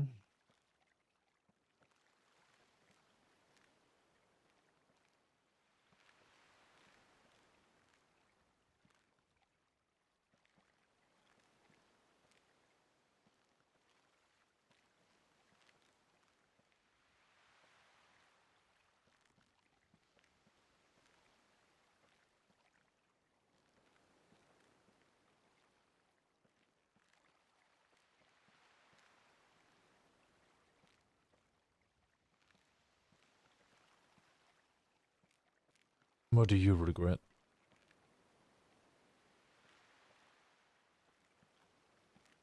I always say nothing. They did everything for a reason. It's the things that I knew at the time.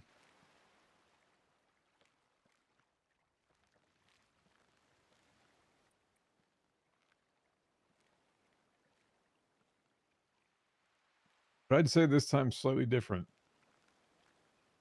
I came to terms with everything that I did before I left. I didn't regret any of it. I think this time I'm slightly different.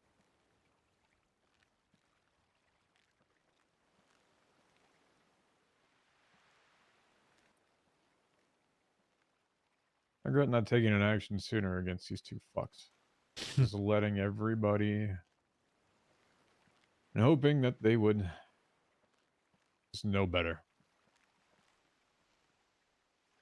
No matter how many times I tried to warn them, that they would just come running up to him. Arms wide open, right?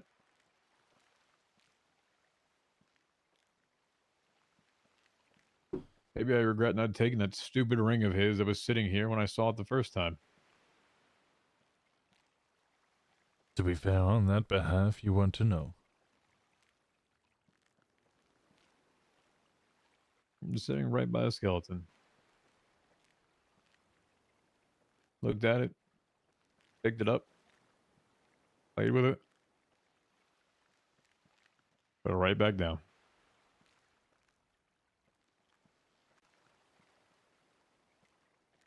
You know, the ring actually references hope in it.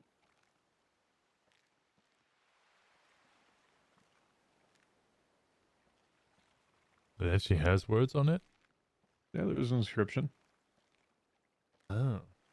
See, I thought Edgar had just lost his mind because he was talking about an inscription, but then just started quoting Lord of the Rings. Well, yeah. I think that was his way of pointing towards the ring. I didn't know what the hell he meant. If anyone else took a look at it, they'd probably be like, The hell is this? I think he tried to do it in a way that was cryptic enough that if someone knew, they knew.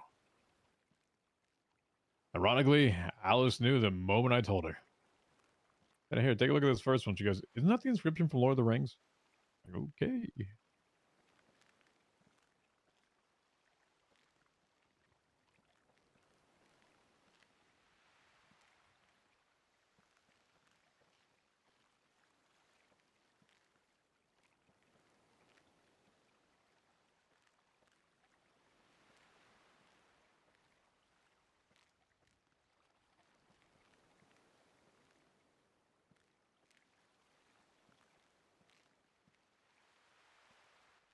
Want to know what it said? If you remember. I do. You were the hope I found that kept me going. Isaac and Pandora. Isaac what? And Pandora. Pandora. Mm-hmm. Alice mentioned something about a Pandora's box that Pestilence mentioned. I thought the ring was maybe his and Copper's. No, I don't think they were married. Oh, I always thought His they first were. wife was Pandora. Huh. I think they were dating. I never thought they were married.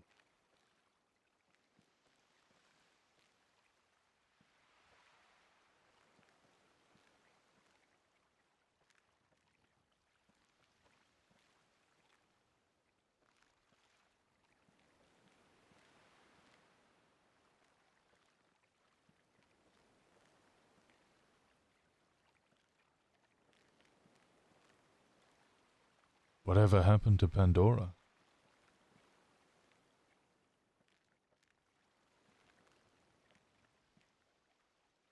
No idea.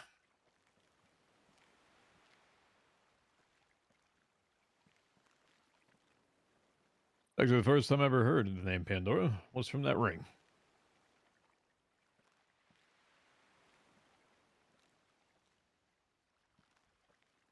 Pestilence was telling Alice something about trying to put stuff back in Pandora's box. Yeah, the figurative evils that have been left into the world, and the one thing that was left behind was hope. Sealed away, right?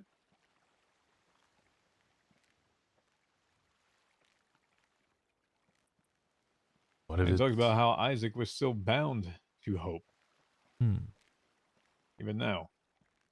So is that a reference to the ring, or is it a reference to the bird? And why would he want it killed?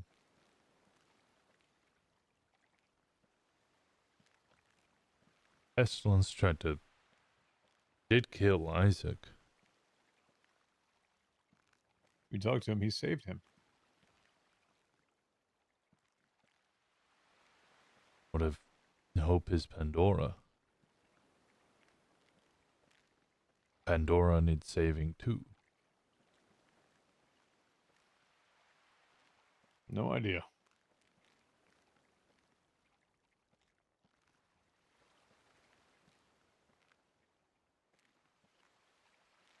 That put them all away again in a box. Put them on the shelf. Mysteries of life. Put them there. Keep them there. Seal it away. Lock it. Padlock. Double lock. Security lock. Biometrics. Eye scanner. Everything else. Can And you do guess what? biometrics? As a ghost? Well, you know. Hey. I think biometrics might be off the table, buddy. You sure? I'm not sure. Honestly, I'm not. Why? Because someone has told you that that's what happens when you're dead, or when you're a ghost. You have a preconceived notion as to what those things are. I'll be honest. I have no idea. That's why I'm asking. Can you do that? I'm sure you still have a fingerprint, but can you imprint it? I don't know. I got gloves on. You can take them off? Yeah, I haven't taken them off at all. I'm pretty sure most likely, I don't think I've ever had a DNA on file since I came back here. Likewise. Had a conversation with Hayes on the last day, and she was telling me I could still reform or whatever, and I was like, I don't have any crimes on my record. I was very surprised by that. I spent most of you probably would have liked this actually. After ADMC, I spent most of the time trying my hardest. It was very difficult considering I wasn't in a group and couldn't go to cargo ships. I spent most of my time trying to sell weapons and ammo, magazines. Everybody could get their own guns, but use all their butt coin on everything else, so it was a nice little market selling ammo and magazines.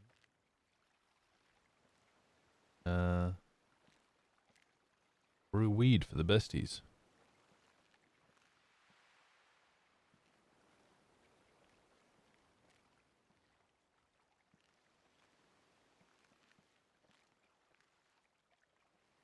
Had to do crime the quiet way.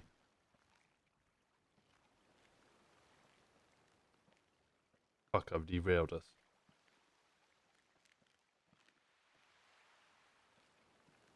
Sometimes quiet's boring as hell, though, isn't it? Sometimes I was busy as fuck. I was constantly busy. I'd have to do, an hour or two of sanitation, get as many materials as I could, and then sell off electronics, make sure I had enough to build GPUs so I could mine enough butt coins so I could buy blueprints so I could get enough materials so I could make ammo and magazines. I was always trying to figure out new ways in order to cover all of my finances. Because I don't know, any cop worth their salt would look at me and go, okay. It's been 6 months. Been blooded out of his group. How the fuck does this guy have 2 cars, 2 houses, and a warehouse?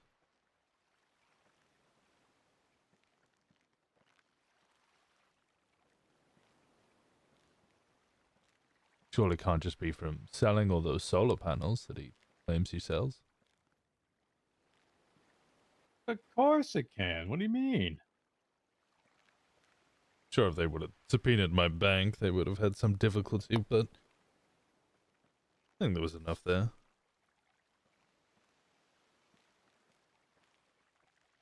Used to start an investigation. Wonder why Forehead kept coming into my house and leaving and then going back to wherever he went. Hand over thousands upon thousands of baggies to his sellers.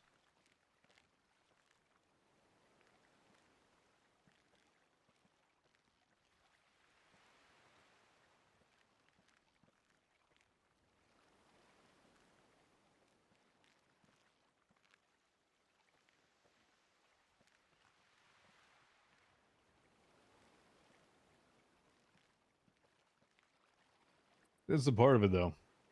You kind of have to be somewhat caught to even have that happen.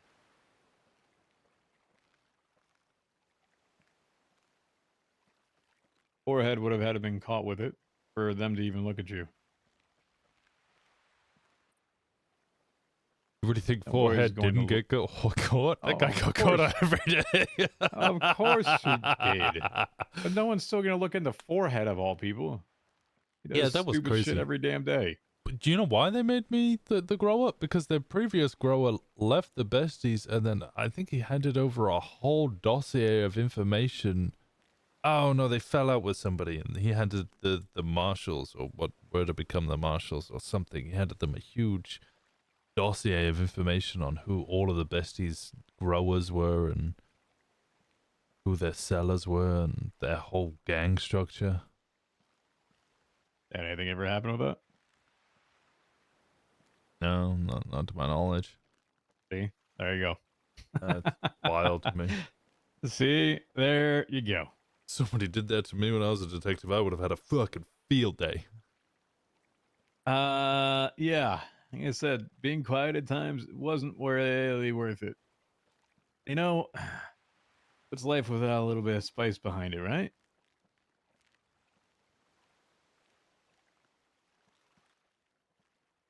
It's gotta let yourself out there a little bit.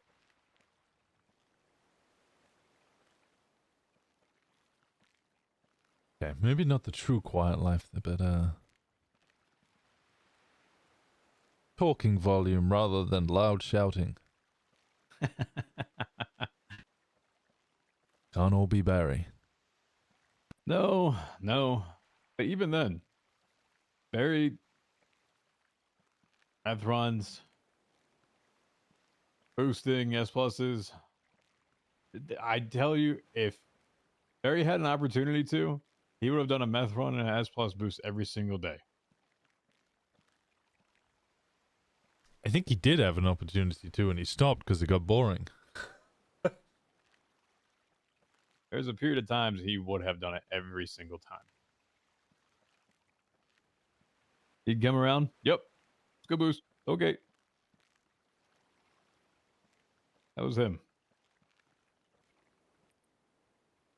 Guess how many times he ever got anything looked at or possibly rated? I think it only ever happened once.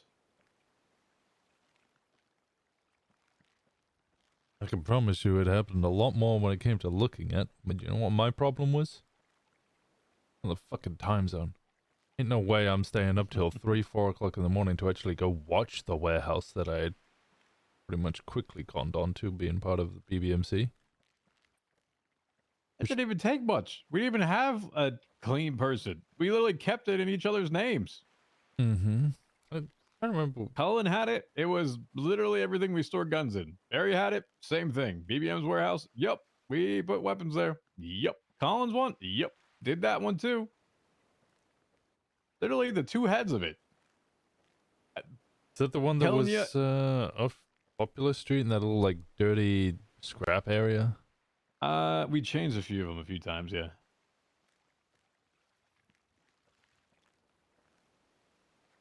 Yeah, I think I wrote a whole report and just hoping somebody in late shift 2 would fucking do something about it. Same with Seaside. I think I figured out where Seaside bench was at one point. No, we knew they had a bench. I was trying to watch Michael Simone at the airport to try and find out what was going on over there. Figured out some of Seaside's pigeon. Fuck, the amount of times I found his warehouse, that dumb motherfucker. He freaked out because he thought I'd caught him once at his warehouse, so he moved his warehouse, but he didn't change the clean person. So I just watched the guy sell a warehouse and then buy one fucking two blocks over.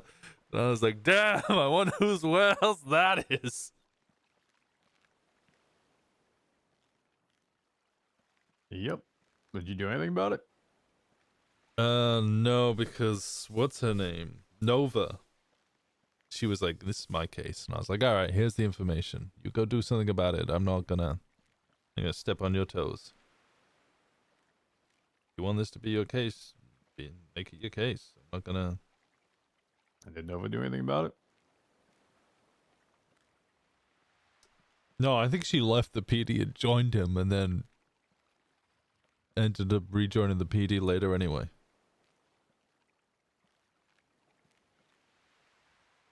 Yeah, Nova confused me a lot. Yeah. Nova would actually sit on the highway behind Vespucci, and we saw it multiple times.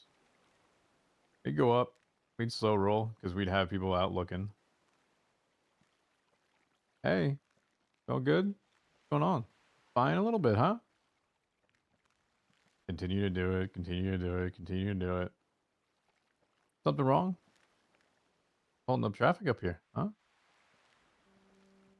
Nothing ever happened again. And then there was one day we had either a shootout or a boost or something happened. And I don't know if it was Nova. Might have been. But what actually happened and what she testified to were two separate things.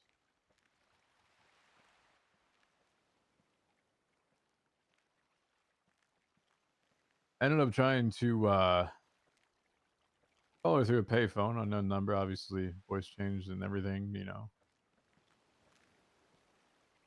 Just to kind of see where the vibe was with the response I would get. It immediately hung up, said nope, within 2 seconds. Okay.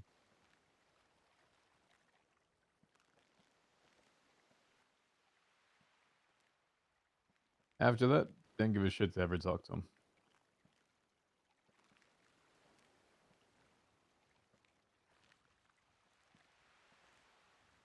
You have no idea what I've actually would have given or if I potentially would have done something.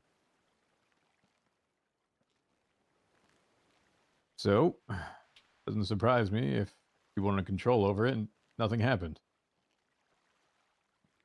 Introduce an X factor, something that she couldn't control, and then don't want to deal with it.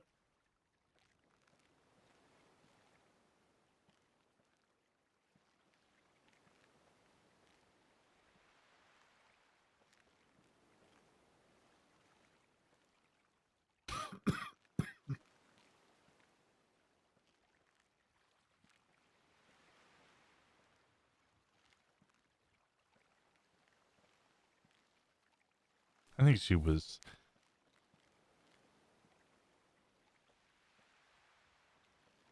Well,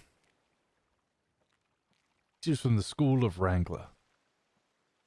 They like the quick bumps.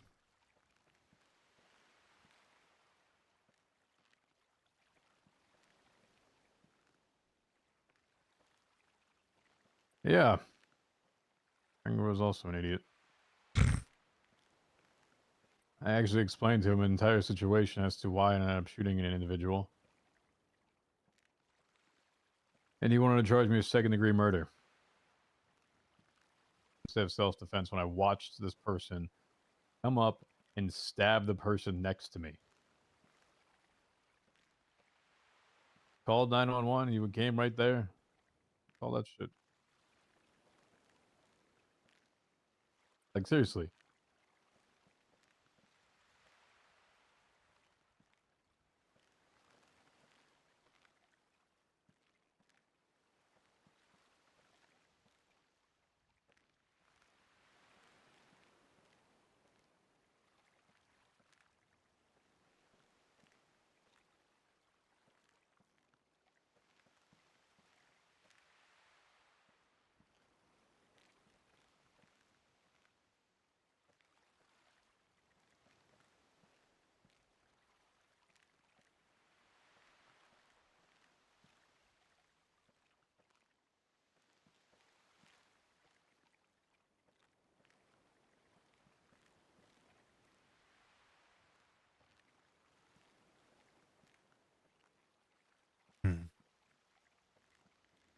Things that could have been done. Well, I mean, the hotel was a massive success. Could have been bigger. Honestly.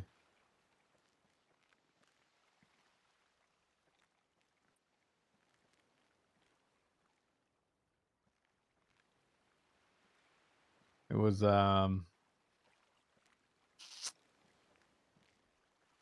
it was good for the ones that worked. There's a lot of names on there. Not all of them got collected.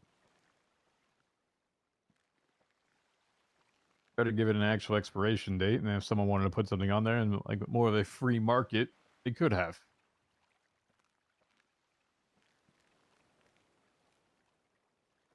I wanted to make sure that messages were truly the message that were intended. Not some sloppy stuff.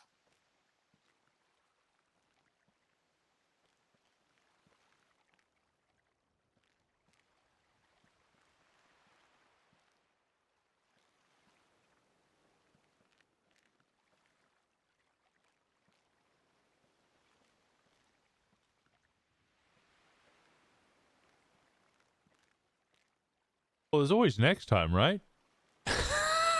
Yeah, next time. Yeah, sure. Sure. Yeah. As Okay. I'm sitting here trying to encourage humanity to do the right thing for once and to stop shooting each other, to stop potentially burning things down to the ground, to get rid of these things that I used to work for, right? I think that one has that ship has sailed. Gotta be so fitting if a fucking cargo ship just went off in the background right now.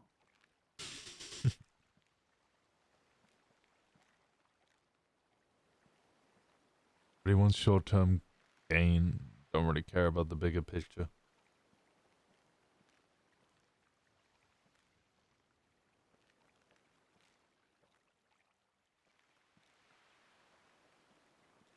I mean, hell,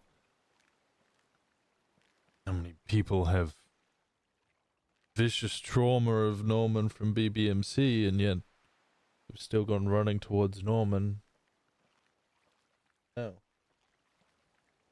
You know the one that always confused me? Who's that? Hey, Hey. she would try to like contact him. Like Yeah, Faye. legit to like actually I don't know if like she want to have a relationship with him or what. Knowing Faye, I think she just found some sort of sick, twisted pleasure out of flirting with death. Uh, She used to like what are you doing? kill people endlessly. The Yeah, smileys or whatever.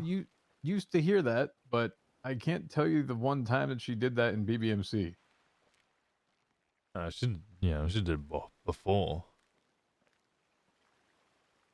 Yeah, everyone kept saying, "Hey, careful with her." Like all these, I'm like, she hasn't done shit. Didn't kill anyone I've been around. Uh-huh. The smiley motherfucker? Yeah, he I don't know. She went, no, I think she would around them, and then he made the smileys, and she went, nope. At that point, it's a fucking gang. When I was a cop, I actually investigated something with the smileys. There was a dark smiley. You ever hear that one? What the fuck is it? What, as if everybody else was all smiles and roses? No, it was more so okay. Yeah. Symbolism here, I guess, is hey, I get called to a church. Walk in, Bruce blood 68? everywhere, body by the altar. A church of all places.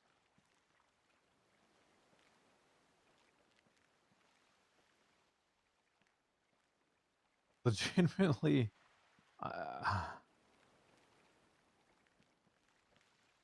was like a scene from a horror movie. You know, like the white drapes that they put around all the altars, everything else, the cloths, etc. There's blood everywhere. Everywhere. Like messages written in blood on top of it. I will never remove that from my memory. It was that horrific. In there was a ciphered message. Something about the rise of a dark smiley. My theory was it was someone that was actually in the Smileys that wanted to take over the power of the Smileys from Mr. Smiley. That he was unsatisfied with it. Because when I talked with Mr. Smiley, his thought was that they were done with that. He's reformed. That there was a possibility of someone who wanted to still continue that, and he was going to try to take up that mantle. Fortunately, never got to talk to him too much. Tried to call him and call him and call him and call him. Never could catch him. That one dead.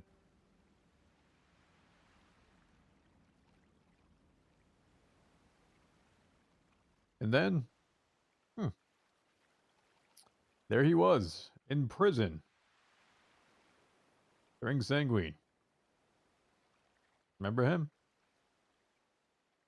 Yeah. Sir Kenneth Jasperson. Used to hunt Kiki endlessly.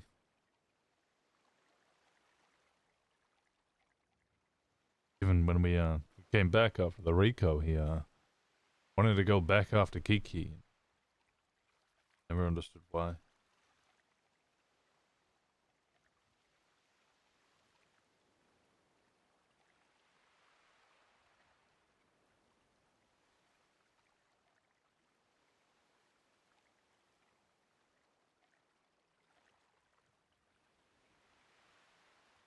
He had his appeal to get out, and he was denied.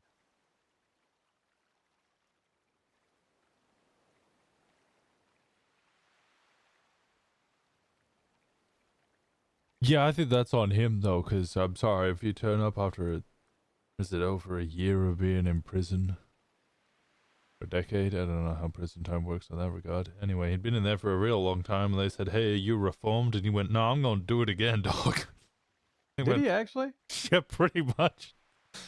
Oh my god. he was not that up to admitting to the fact that he had made mistakes. They wanted to let him out, but well, I mean, I don't know if wanted to is the right word, but yeah, he was pretty obvious and apparent that he was just going to keep doing it.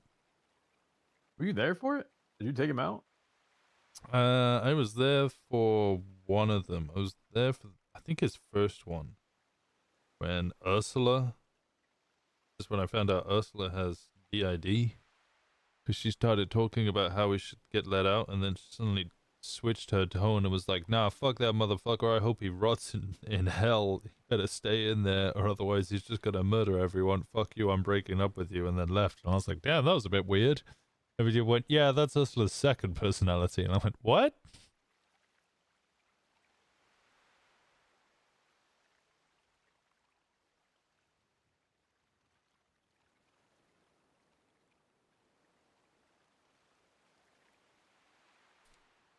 Yeah, I kind of remember them dating. Like the little things that you just forget over time that you brought that up. I'm like, huh. I distinctly remember her talking about her being with him. Mm-hmm.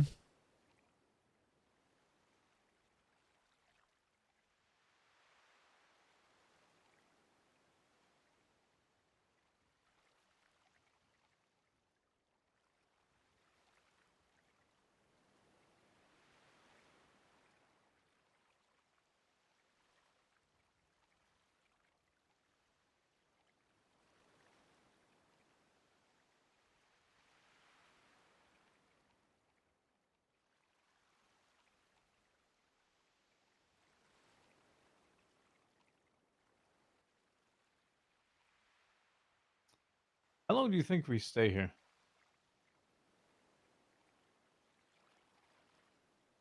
I don't know. I feel my fingers and toes getting colder slowly. There's a fire up there. And you know what I mean. Huh. I've had ghost pains before, but ghost numbness, that's a new one.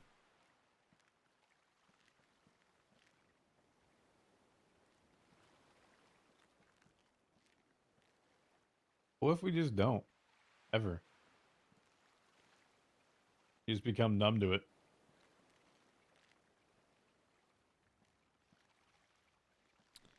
I guess in, I don't know, 50 years or something, whenever the next person comes around, you'll find me in a corner just blabbering to my incoherent self.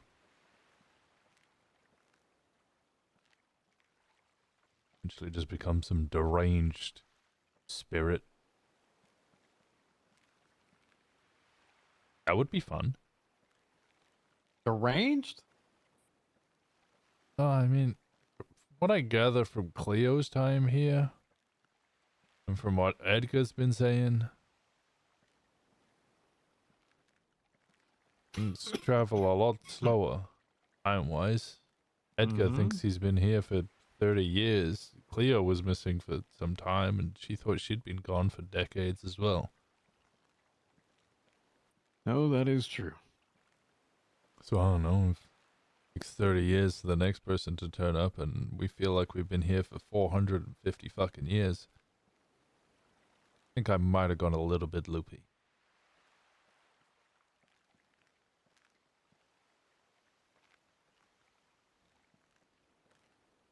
Though if Edgar's still here, probably would have got really good at chess.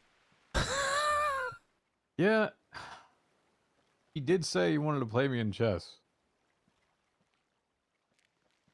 Yeah, I was down for it, and then he started intimidating me with all of his questions about did I know this move or that move, and I'm like, no, I know there are moves, and I know of some of their existence, like the Queen's Gambit or whatever.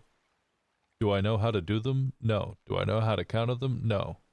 I just know which way the pieces move and try to think ahead as to what I'm gonna do next. That's about as far as I get. Yep, that's about my level of knowledge with that. So if he and I started playing, I probably would lose for eternities. Because likely the person that would be teaching me would be the same one that would be teaching me not to do the right things, and so he'd still beat me, you know? Until I actually finally understood it all. Yeah, you're right. I wouldn't put it past Edgar to just teach us wrong so he could keep winning. Mm-hmm.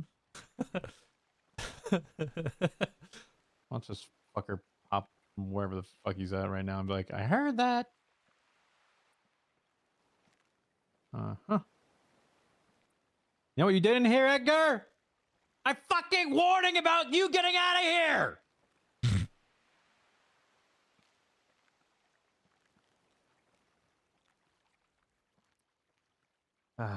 If I could die a second time, that shit nearly killed me.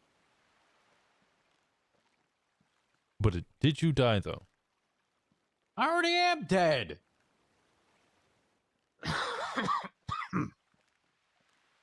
Yeah. I took everything I had.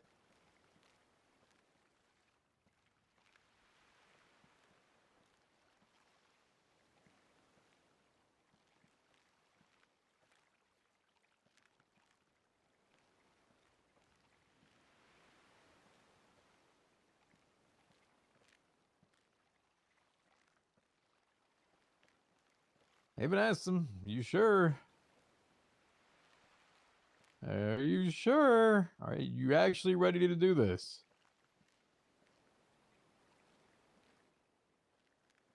Senor DJ, there's nothing else I'd like more than to smell the fresh air. Well, you got it. For a whole, like, however long you were there. Yeah, as I said to Edgar, he got spawn camped. Okay. Came out that door and immediately got fucking stabbed right between the ribs. Sent straight back here. It's not like I didn't know that Norman knew about it.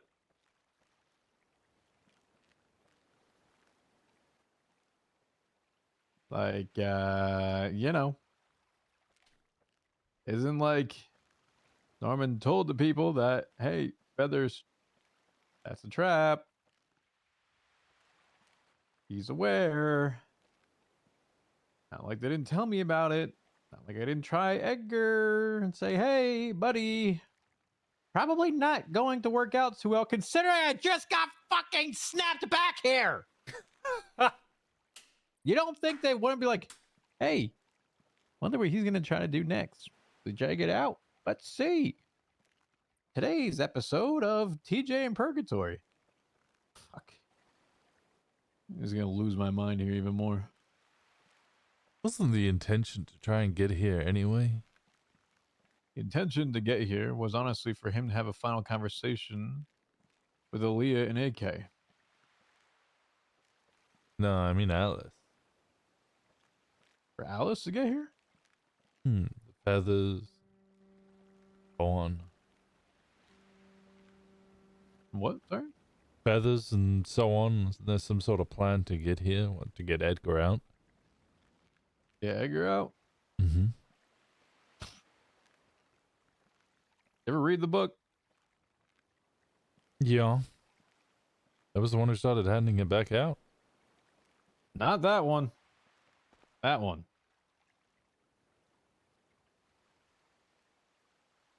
Oh, no, I never got to read this one. Yep. Pretty much outlines exactly the process. You're speaking to the author.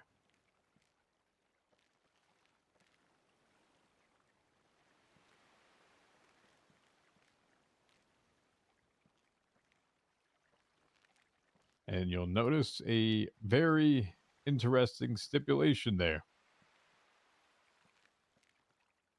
That if that truly was their case, they wouldn't have been able to leave.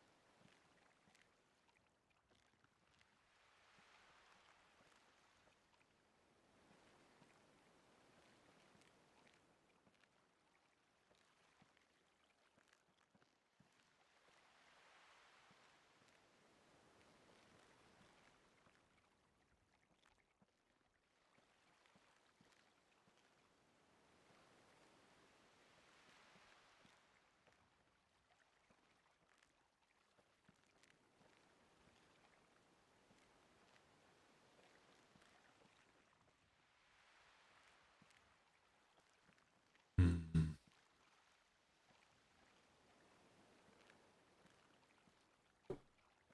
Pushing it is not in the realm of life, it must be respected.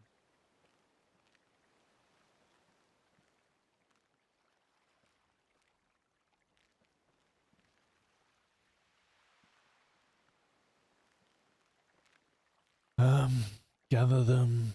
So you need 5. We only had the 5 from here. Hmm? You don't need all 10 of them. Oh, just need the 5 to get in one way. Mm-hmm. 5 to get out the other way. So, guess what I did when I got here? Gathered the 5. He wanted to go. He pointed me into each one of them, said, "Here they are." I picked him up and did it for him. The altar behind you, I love things like this. placed him on there. Fire appeared.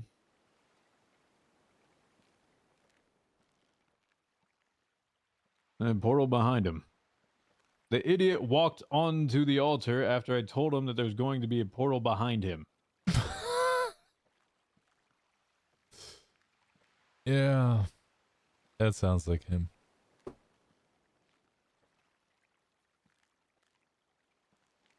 He said to me And that he never really yeah. listened to me, and I was like, yeah, I know, because you keep asking questions about things I've already told you.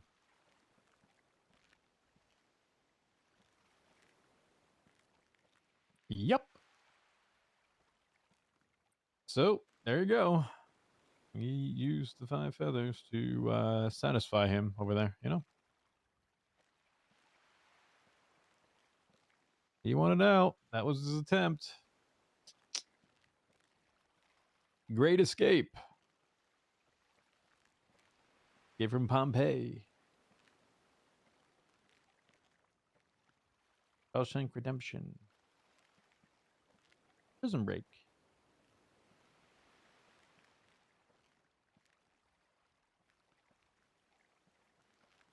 What are other movies that are prison breaks, huh? I wouldn't know. Don't watch all of those.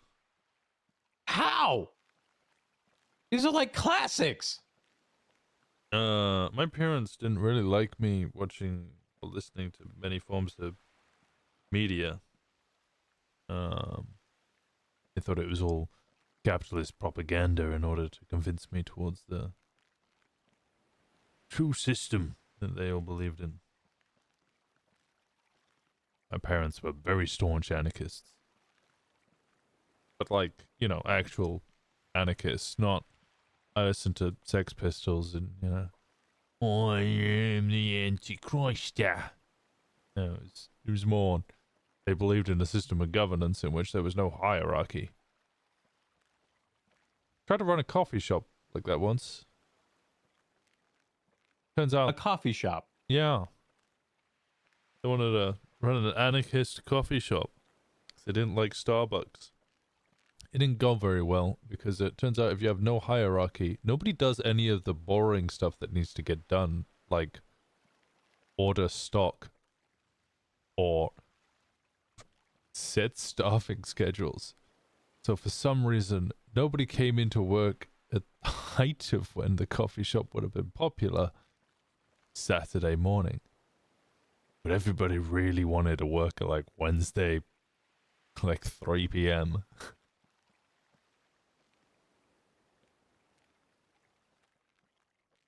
Yeah. Why that system doesn't work 101. But what if you just like Starbucks? Okay, who the fuck likes Starbucks? Are you fucking serious? Yeah. Totally a PSL, you know? The fuck is a PSL? Oh my god. You know?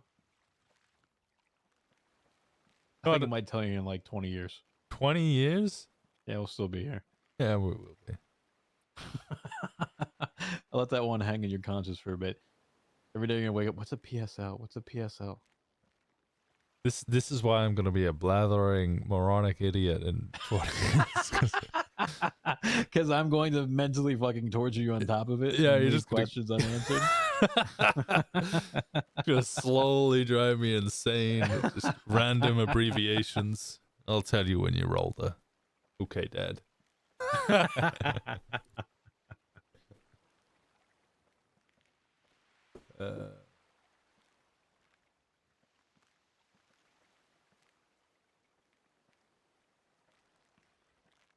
Set up a system of government on the island, you know? As long as it's not an anarchist government. See, I beg to state that there is already one. That Norman is supreme overlord. So what you're saying we need to do is, for those of us that are here, say that we outvoted him 3-1. He's no longer the owner of this, and we are now taking control over it, and he now has to answer to us, right? I think this is probably more of a dictatorship, so I don't think there is much voting, so I think we need a coup. Guess what? I have a gun. Yeah. I don't know if it works here, though. Uh-huh. You have a knife. See, there we go. Yep. Viva la revolution. Uh-huh. Clearly. Viva sanguine.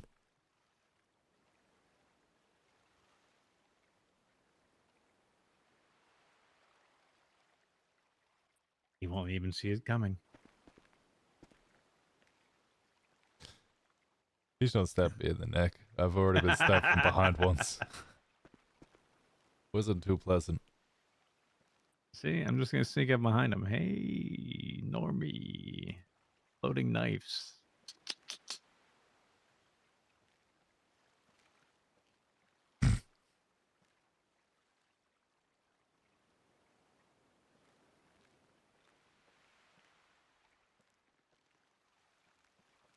You know, that's the plan right there. Yes, if I have a plan, that's exactly what's going to happen. Have you distract him? Have a little conversation, you know, maybe shake his hand, right? Thank you for killing me. No, Oh, maybe think about a deal between you two or something, right? Just in theory, not in actual practice. Then I walk up behind him. Pa-pow. Take the ring, you know? But you won't see it. Like, I mean, there are three of us here now, so I mean, we could overpower him, surely. Yeah, yeah, yeah. Worth it. I'm willing to give it a shot. What's the worst that can happen to me? I die again. Well, I really wouldn't like if, like two pillars appear high into the sky and to be like chained in between the two of them. That would really suck.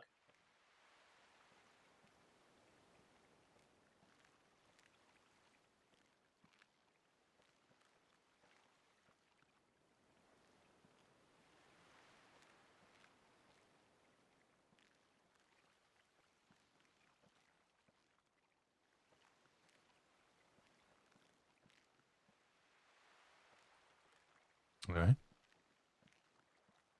DJ's not a fan of bondage. Got it. So many people would be so upset.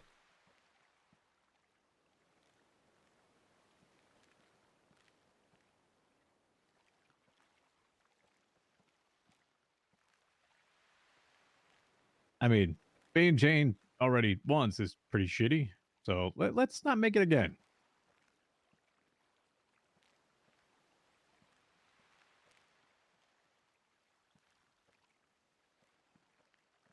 If they do defeat Norman, does this place remain? I mean, purgatory still always is supposed to exist, right? Or is that just a conceptualization of what we believe it to be?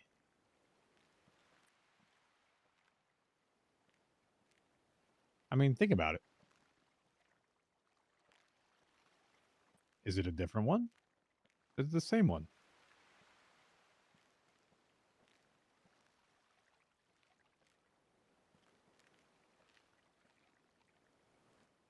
Does it have to exist? Does it not have to exist? Why is it gloomy? Why is it dark? Why can't it be like happy rainbows and sunshine type shit? You know? Yeah, I don't really see Norman as a happy sunshine and rainbows type. Yeah, but like, who sets it like this? Why's it got to be like that? Why can't death be a happy thing? So what you're saying is we need Bob Ross to take over Norman. Yep. He'll sit here Let's and paint some happy trees around this motherfucker. Yeah. I'm gonna grow an afro now, and I'm gonna take it over. Good luck. Please do. I'd love for this place to become a street racing. I don't know. What would you make Purgatory? Would I make purgatory? Yeah. As long as I don't have to wear your yokai fit. Okay. Calm down there, buddy. What would my purgatory look like? Well, I think you have to consider like what's the goal here, right? What do we want from it? People feel like they've spent their time here to right their wrongs or whatever that they consider before they move on. A holding spot, is that truly what it's supposed to be? Is there a Waiting moving room? on? Is it a waiting room? Do we go to like a doctor's office? Here's a hospital. I was thinking of a pub. You want to be a pub? Have a bartender come in? Yeah, You you tell them everything you've done wrong? sit here and you have conversations, you drink, and everybody wants to leave the pub at a slightly different time. People have one drink. People will do a lock-in. Eventually, everybody leaves. Was it you who I told this to about the whole Cheers analogy thing? No? I think I was telling it to Pestilence. And we talked about our goals at some point. I was like, hey, so he started learning finding out. The phrase finding out, you know? Mm-hmm. So he started to learn that phrase and he started using it. And he learned how to use like pings on your phone and everything. So I'm like, all right, hey, you know TV? You're aware of TV? We started talking about Cheers. And I started comparing my goal to Cheers. That, you know what? Once these two leave, I'll lock the door and turn the lights out and then, you know, shut up shop type of deal. So it's kind of ironic that you say a pub because it's kind of what I told Pestilence before you put me fucking down here, asshole. Or Hope or Norman.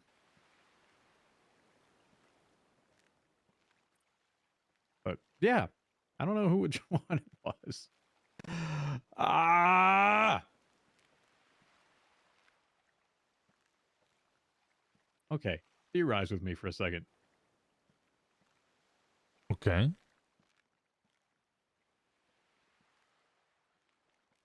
If it was... Okay. So let me briefly give you a small history, Norman and I, down here. Okay? So Norman was here with Edgar after all the stuff. I started talking about his brother. He doesn't Mm-hmm. like it. Him and his deep ass reverb voice, whatever he fucking does that echoes throughout this place, tells me to stop talking and speaking on my behalf and says go where you belong. And I get sent back to the lighthouse.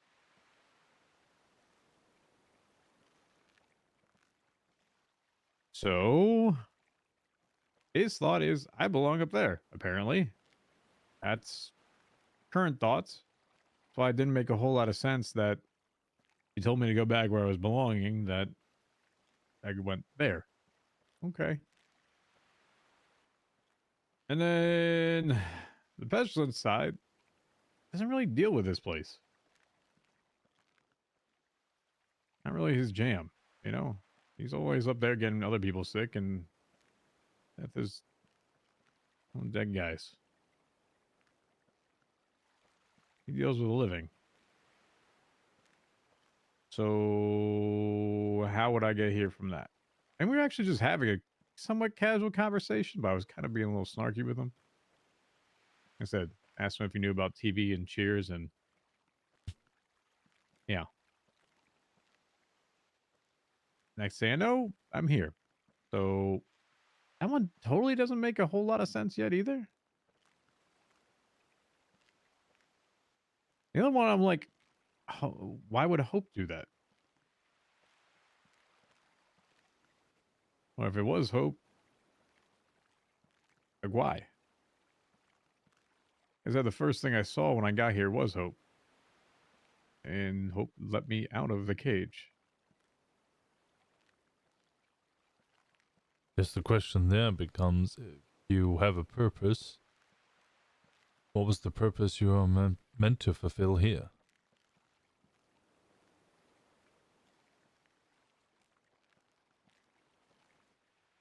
I don't know. Perhaps that's what needs to be discovered. Well, tried to get Edgar out that door. Didn't work out. So here we are. Not sure. I like I said, kind of somewhat trying to piece this together. I started talking to Hope.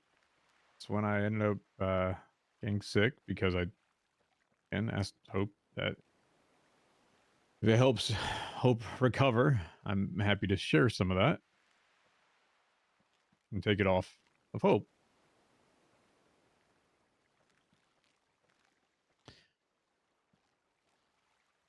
Hope shared it. Ma'am. And is there something that you want me to see? I go over to the brazier, bowl of fire, fireball. Yeah. And Hope starts pecking at the skulls around it. You've seen them, right? Mhm. Smoking. Moves to the first one and starts looking for something. Doesn't find anything. Moves to the second one and there's an eyeball there. There's a third one. There's nothing there. So I take the eyeball because that's what my aunt had done many years ago. Handy. Kind of weird, by the way. A viscous, slimy. Ugh. Doesn't taste good. It's letting you know. In case you're ever curious about that. Anyway. And thing I know is there's fire coming from the sky.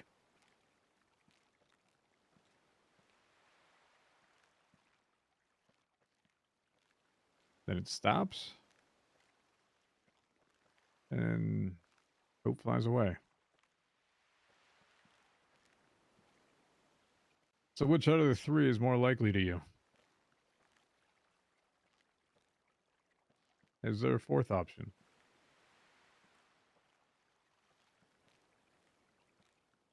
I think there could be a fourth option. Perhaps you were brought here to help cure hope. So hope can help others. Was I not helping up there? I'm not sure if you could take the plague that inhabited hope there. Maybe you can only do it here. Maybe there is something about this place that only you can accomplish at this place.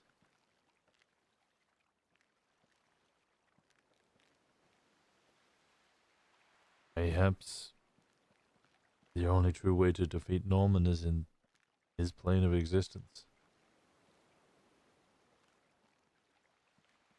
Advised all you can up top, and it's up to them to make the decisions now. But any action needs to be done here.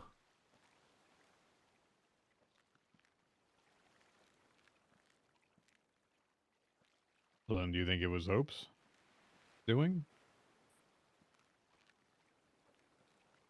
Maybe. Or pestilence, could be neither one of them.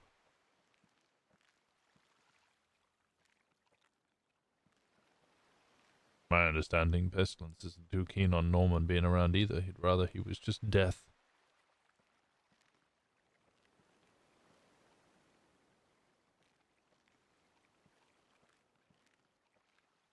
Yeah.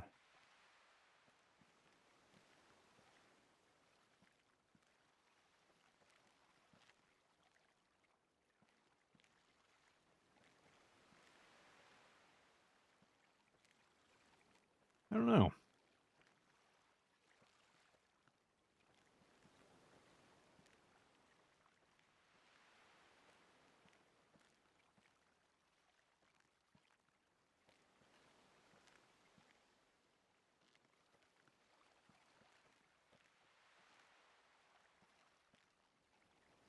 Just really interesting thing to consider.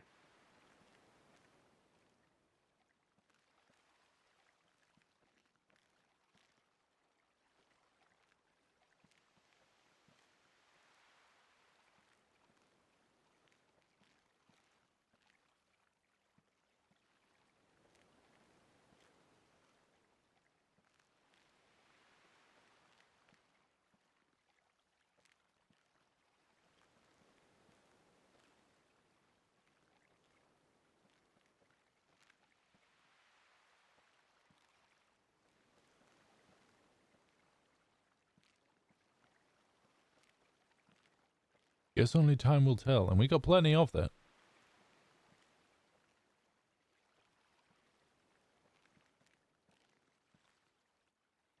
Well, if there isn't anything, it's just, hey, once again, insert more quarters. Go again. Next try. You're shit out of quarters.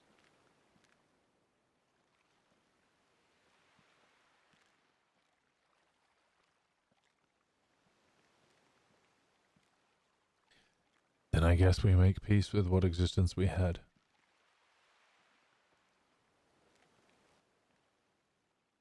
When do you think that will be? And it's a personal time frame for each one of us.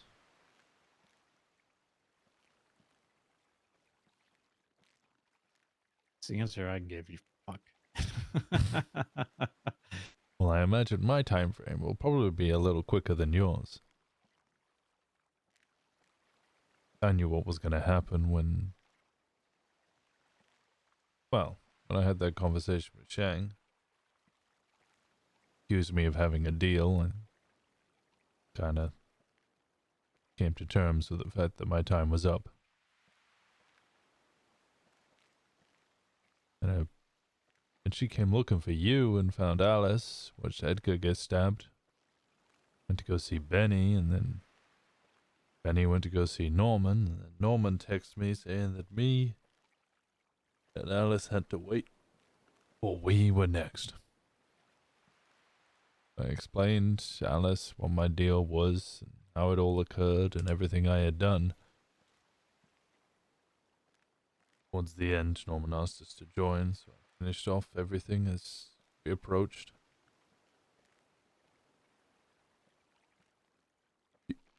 You know, the thing I told Benny before he went to go see Norman was, by the way, if you go into the lighthouse, you have to make a new deal just to leave the lighthouse. Who said this? I did. He did this to Bryce many years ago. Bryce wanted to do a deal to get Cleo out of purgatory, and Norman said, sure, step into my office. They stepped into the lighthouse, they made a deal, and Norman went, great, that's your deal to get out of the lighthouse. Now you need to make another one to get Cleo out of purgatory. Bryce wasn't too happy with that one, as you can imagine. Fucked. Yeah. But I wanted him that was exactly what was going to happen. And Norman then had me, Benny, and Alice in front of him, and he says, okay, come into the lighthouse. And I was like, that's a terrible idea. Benny was already in there. He didn't fucking have a second of hesitation. It didn't really matter for me because, well, as far as I was concerned, my time was up anyway. Part of my deal was that nobody was meant to know that I had a deal. I say deal. Really, it was a curse. Yeah, but you gotta think about that for a second.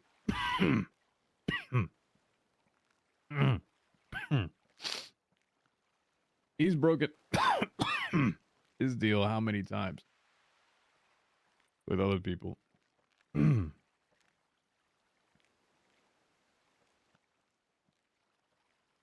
Why does he get to set the stipulations of when someone can break it, but they can't?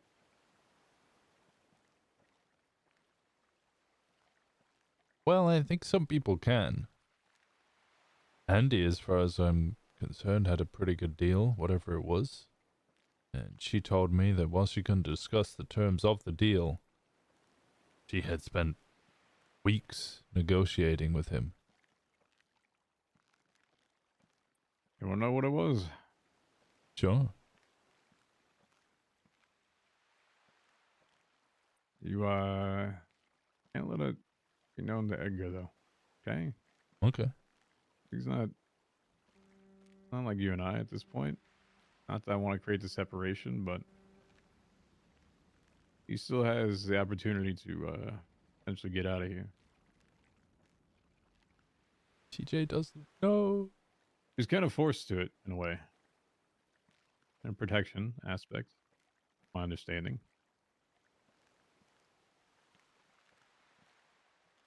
that she would supply him with a poison, and he wouldn't go after the people he was going after.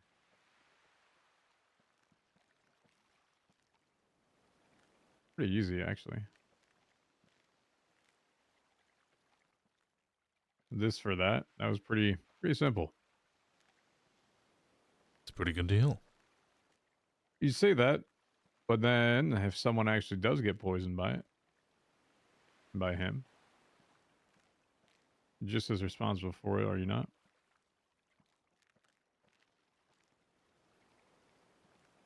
Well, I was never under any illusion that Andy was as sweet and innocent as everybody claimed she was.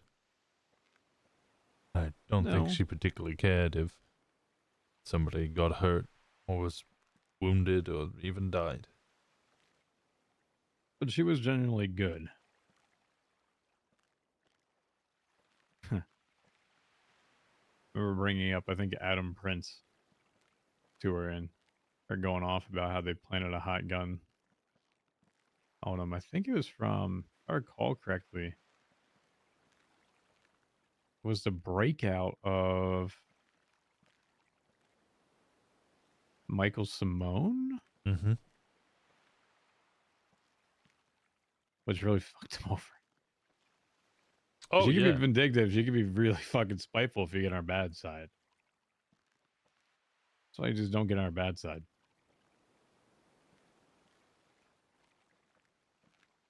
Yeah, that was her deal.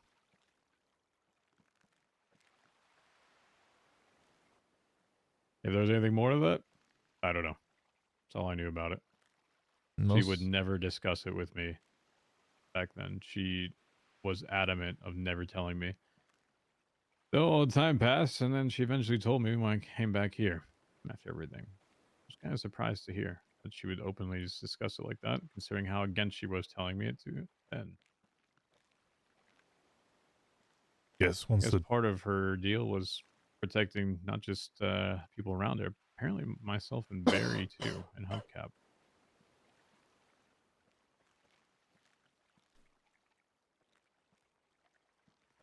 guess it makes sense if the deal was no longer active. Terms of secrecy aren't really enforceable. Yeah, but it's still a personal thing.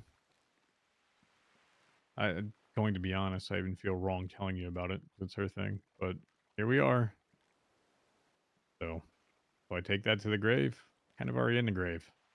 How much further do I take it?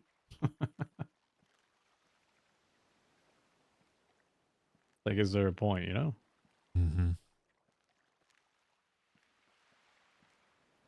I guess the point remains her deal was negotiated over a long period of time. Most people run in and just go, protect this and protect that, and I'll do whatever I can.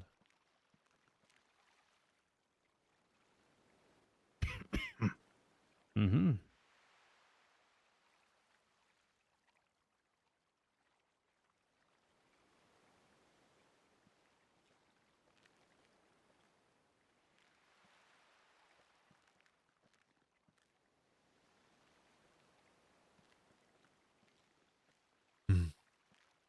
I always said the only way to win was to not play. Joke's on me, I didn't even really get a choice. Yeah, that is part of it.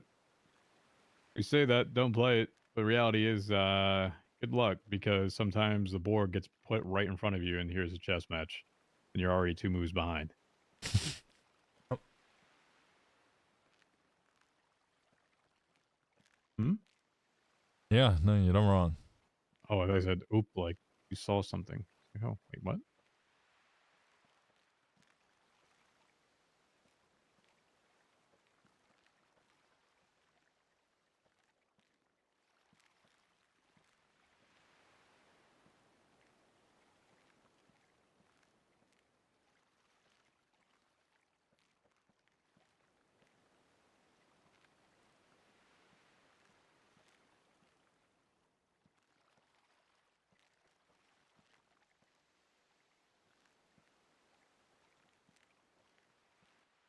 know Barry had one for a bit, right?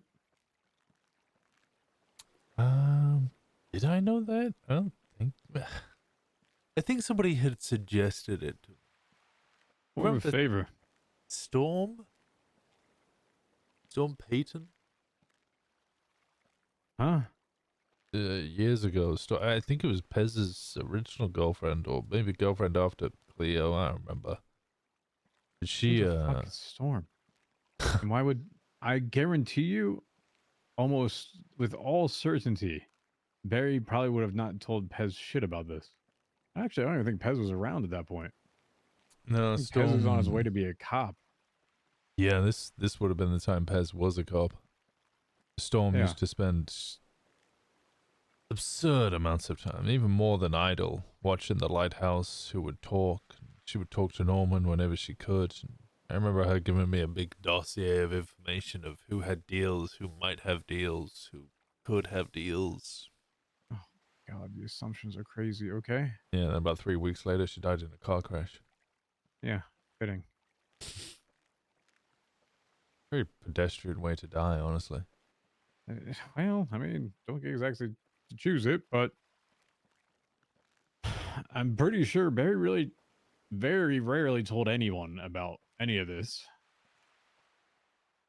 But it was more for a favor. I don't even remember what the favor was for. It was more of like an information. I don't even recall the actual what he was trying to get out of him. In exchange, Norman wanted Dundee to be given a chance to be reintegrated to the club. But that he had to make it happen, and yeah, that worked out really well.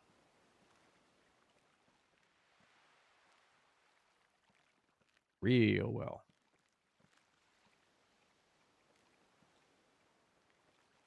You know, after he didn't shoot him in the head or anything before that, right?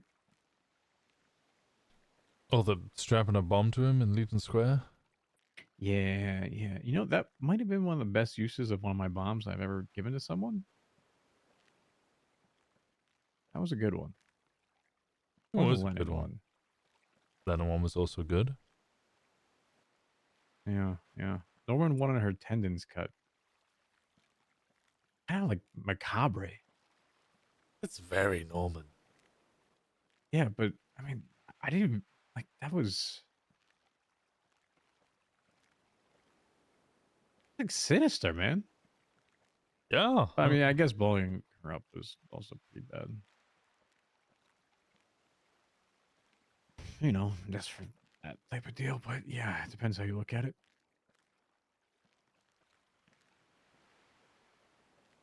But I mean, I at least gave them a chance to defuse the bomb. I told them which wire to cut. Gave them 11 minutes. Planted a GPS tracker on her. And then put the tracker down by the airport for Bundy to go grab and find her.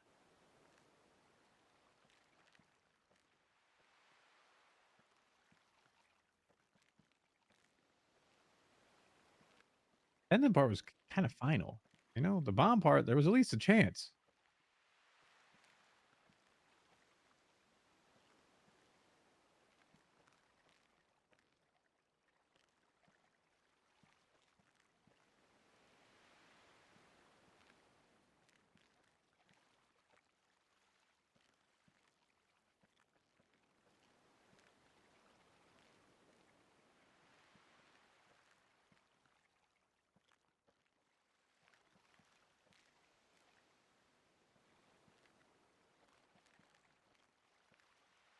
I think the chance is the mischievous part. Why you say that? Illusion of hope. Mm,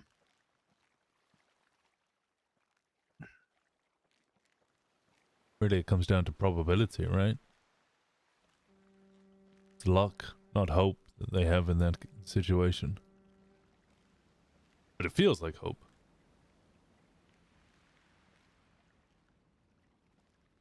hey, start counting.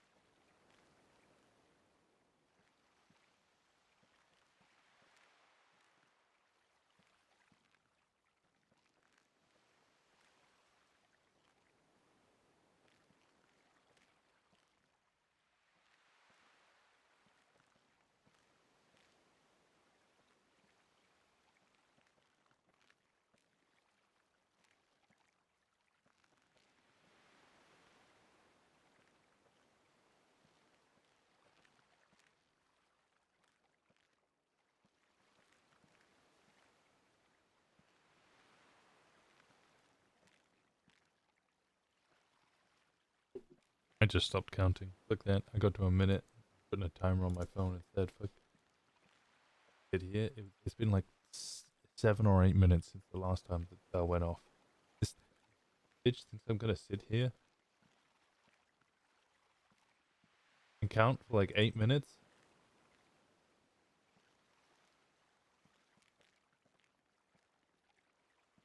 How long do you think until he realizes that I'm no longer counting? Yeah. Unexpected. You lose count? No. No. Being a little longer than you expected. No.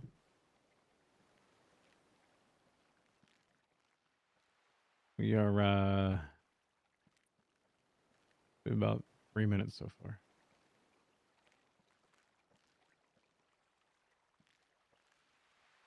Yeah, he counts a lot quicker than I do. You know how many bones are in this? This bird here? No, you have lost your mind. Mhm. Okay, at least Let me you. get my let me get my my book back. I gave you your book back. Oh, did you? Yeah, yeah. I am My losing my notebook. mind. Okay. At least I guess you're better than Edgar. He just kept asking for chicas. Chicas. Yeah, I asked him if he had seen Cleo, if Cleo was here, and he was like, "No, I'd love it if some chica was here." I was like, "What? What the What?" fuck? I was like, "Bro, I don't know about that one." He's Yeah, like, apparently the man's trying to have a beach party up in this place. he says he's been here for 30 years. You know, okay, maybe he is feeling a little lonely. Okay. All right. It's fine. So I counted these, by the way. The bones.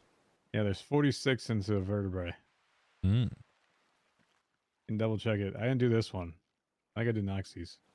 Or Noxie's ancestor, whichever it is.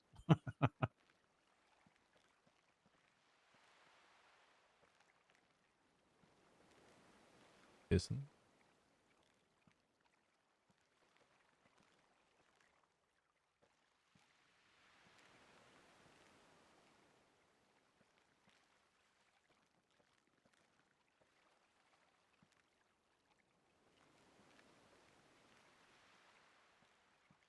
I don't know how many vertebrae a bird usually has. That's a pretty big bird. Pretty big vertebrae. How do you think that works? At some points, I stop trying to question everything and just accept it. There's got to be like a point where the weight distribution and how heavy it is, right? Has to generate enough force to keep it up in the air.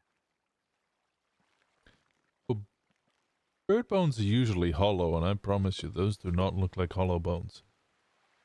Well, some of them are fractured, actually.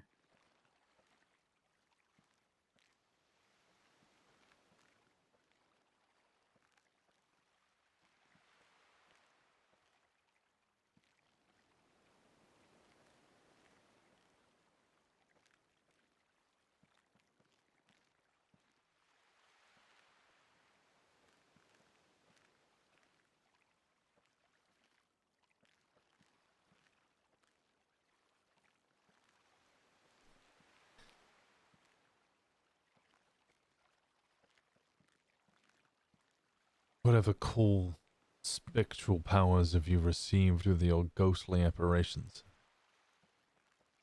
Ghostly powers? Yeah. Or is it really just me who's able to make myself vanish?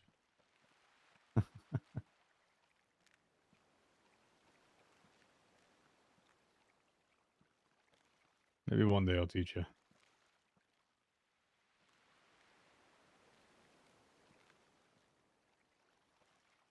You've been here long enough, long as I have. You learn how to do that.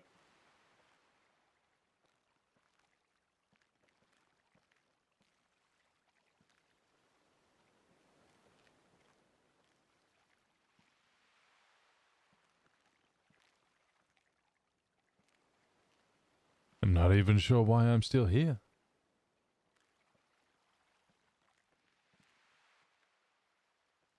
Apparently, you can ask Norman to help you pass is a thing. I'm not sure I trust that one. Yeah, I'm not sure if I really want to ask him for any deals.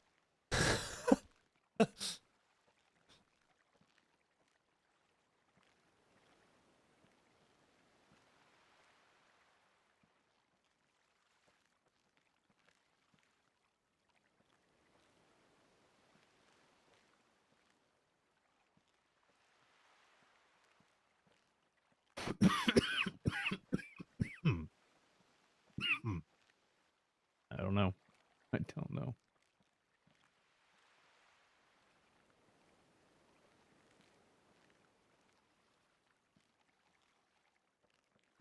Maybe when you come to terms with it.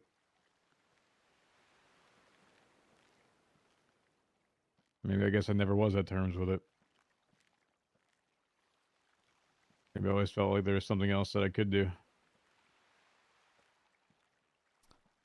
We're I never always an really gave it up. overachiever.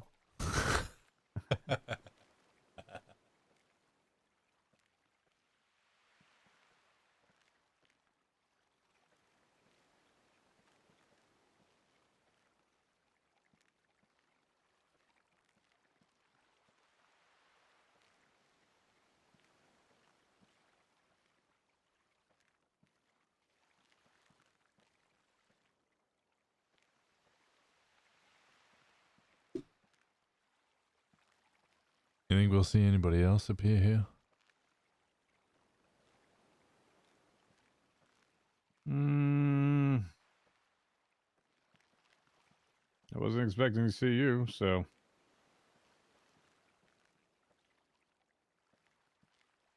I don't know.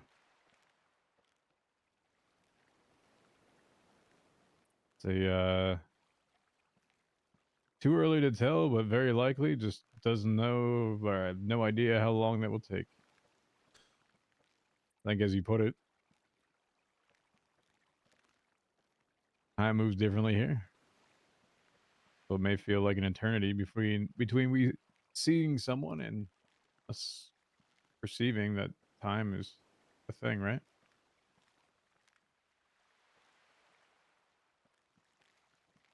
I don't know. Couldn't tell you.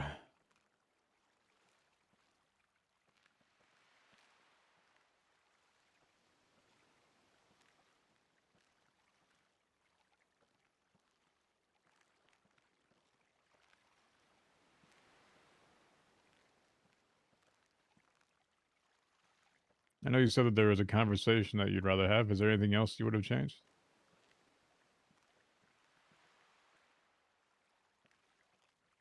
If there was ever someone else that you wanted to say something to, who would it be?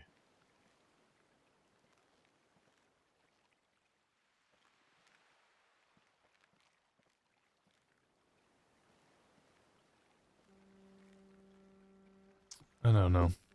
The, about 9 minutes, chat. By the way, that was 10 minutes. Well, I'm glad I didn't count for the whole 10 minutes.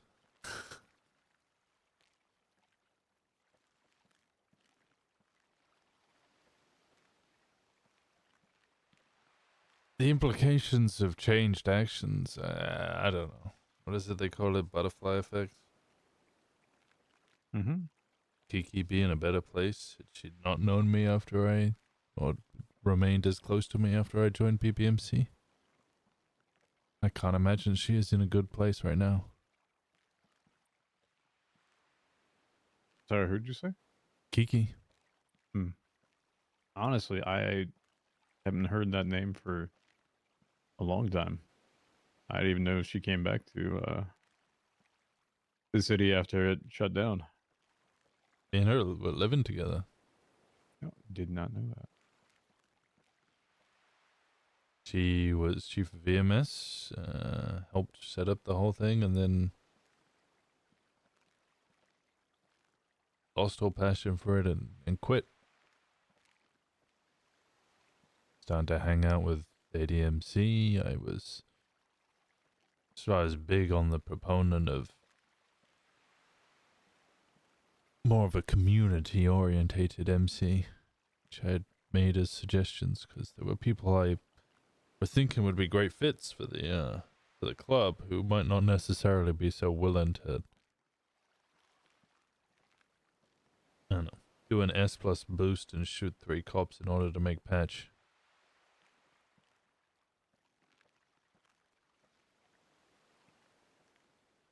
People like maybe Dahlia or Kiki who would probably do some crime here or there. Kiki had started to do some. Hey, Dahlia had done plenty. They weren't going to be the driver shooter hackers that Dundee wanted in BBMC in the past.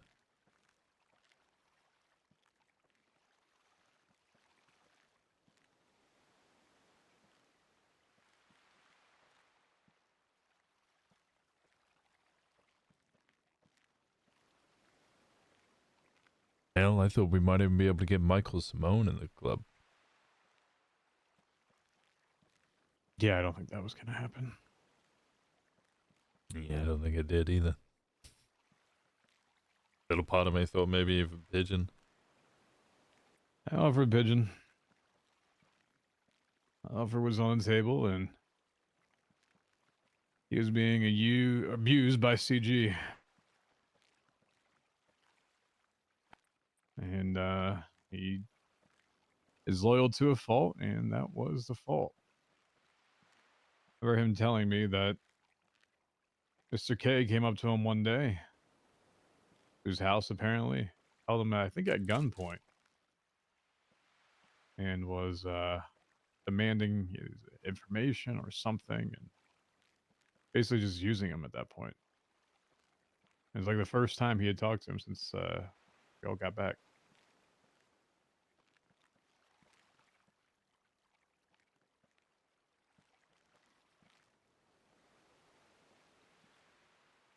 Yeah, I actually spoke to Pigeon a couple of times in order to try and convince him to come over.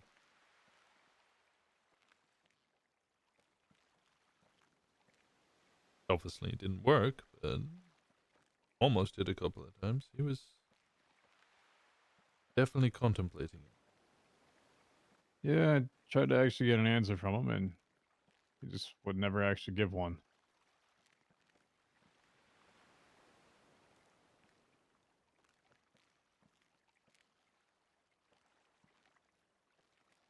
You know, it's hard making changes. Hell, how long did it take to convince me? And I had nothing. I mean, that was a long-term thing. That was never going to be immediate, and that was a option that was always available if you wanted it.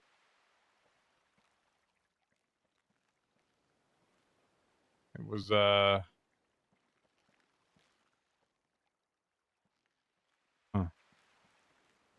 didn't take much convincing. I think you experienced everything you needed to experience yourself. All I had to do was put the offer on the table.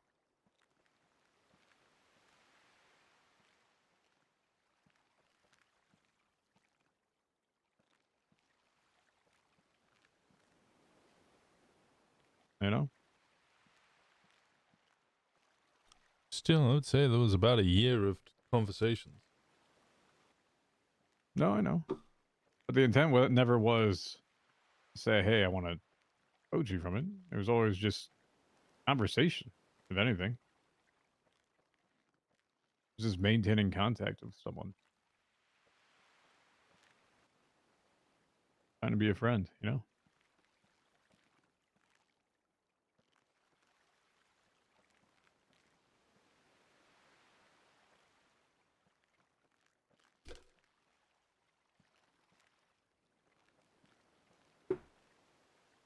You can call me a phone guy all you want, but just connecting with people was my thing. Hey, I think I get to call you a phone guy because I was also terminally on my phone. That make me an even worse one if you're calling a phone guy when you were one? No, I think it's just Pot calling kettle. Mhm. Is that truly what it means?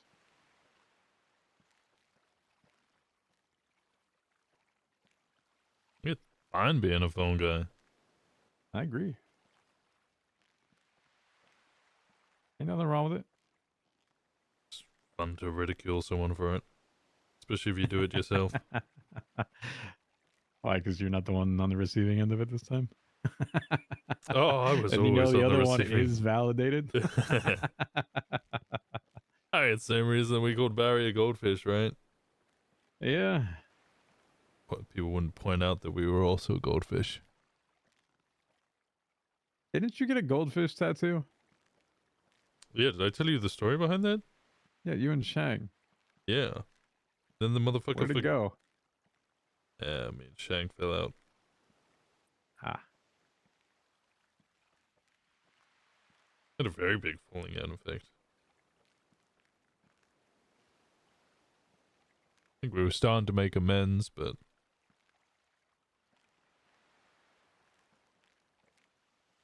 Well. Do you remember the Chap Forcer idea? What? The Chap Forcer idea?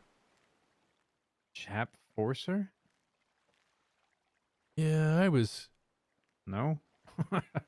having issues when it came to ADMC and my place in it. And even if I wanted to join at that point, well, not by the point that Chap Forcer came up, but earlier on, I had a falling out with Shang. Solomon was fucking Solomon. He was always causing problems. Sean was trying to tempt me to join, but just kept promising me that all of my problems would be evaporated if I just joined. The reason that I had problems with the club was because I just wasn't in it. If I joined, you know, all of my concerns about what the image was or what the plan was or the rules and all the kind of foundations of a club, that I would know all of those and it all get solved as soon as I joined the club.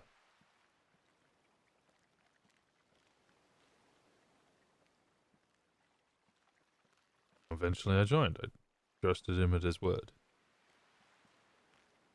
And then when I joined, I found that actually it was still running on the, I think the draft of rules that you signed up, wrote up. I don't know if that ever actually got finalized, but Yeah, that therein lied my problem. well, You wrote the draft and they went, yeah, okay, that'll do. I was like, didn't really have a full charter or anything. And then I got tasked with writing up with Finn what all of the roles should be. Definitions of them. I think it was a little elaborate, but just some idea of what people wanted the roles to be. And I went around and I spoke to people with Finn, Sean as well. why was Finn? Finn wasn't a part of Command. No, I think Command had given it to me and Finn in order to see what everybody wanted to do. And also, you know, Finn was gonna write up the whole charter and have that all written up. Plus, he used to be tail gunner. Okay, so let me correct all this real quick. I can guarantee you, Finn had no part in the development of them. It was something that he presented to us as a option at some point, and we're like, okay, great. And it was like a 20-page document or some shit, and we're like, we don't need all this, and we never asked him to do it. Oh, okay. Well, that sounds like miscommunication. Yeah, that never was truly a thing. No, because Sean asked me and Finn to do that, and me and Finn wrote up that document and then handed it over.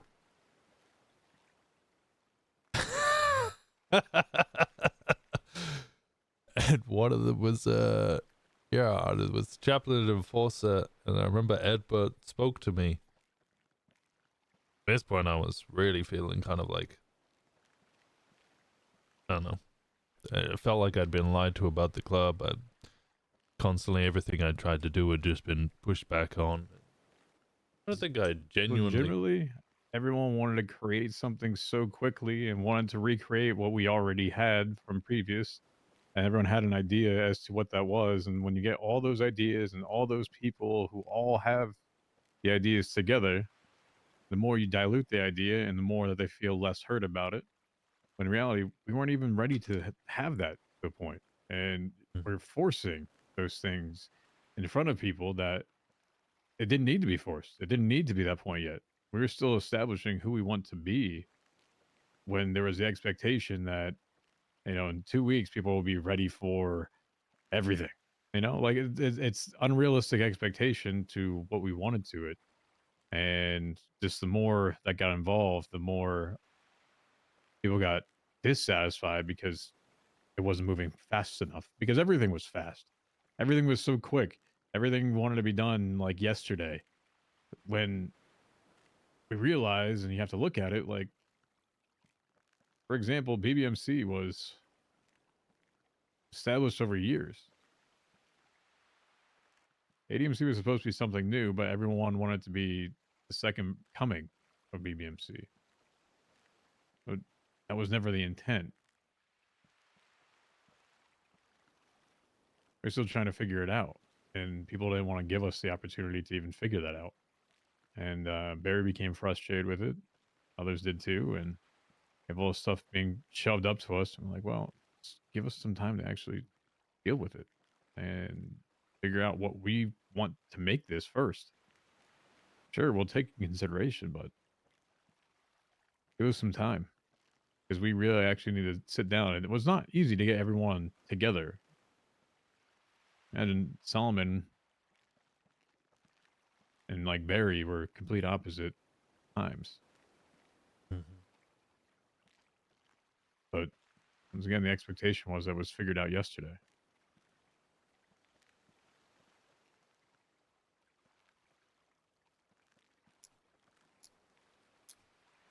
Everyone had this notion that we had to be the ones to get the house because we wanted a bench. A bench, that meant that we could have guns and we became powerful then, and that there's something to be feared, and that meant something. It was a status, and we were chasing a status rather than chasing a friendship, a family, Oh, he said the F word. Oh my god. something that people were proud to be a part of, rather than a physical asset.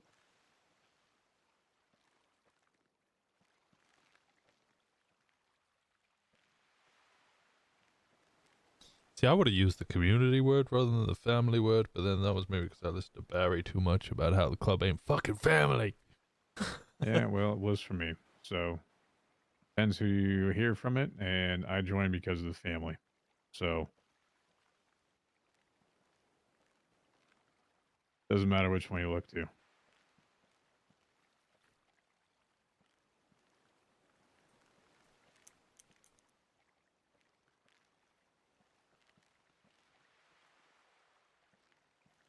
When I presented that document with Finn, no, I handed it over. Then I think Edbert called me a couple of days later.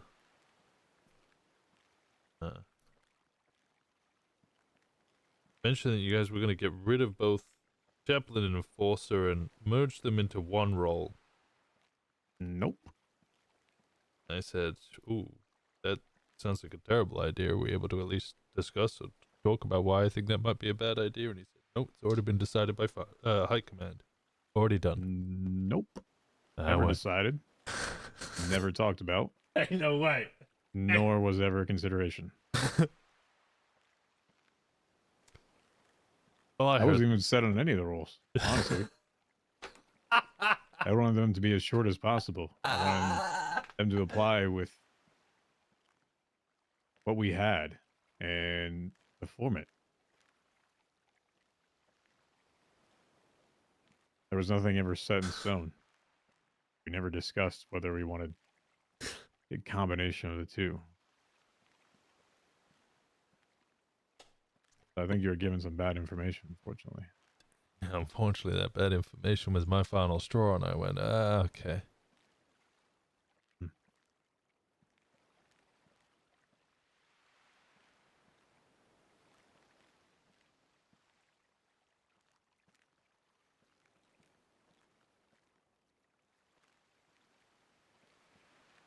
Don't blame anybody, though, to be fair. We were being pulled in this direction and that.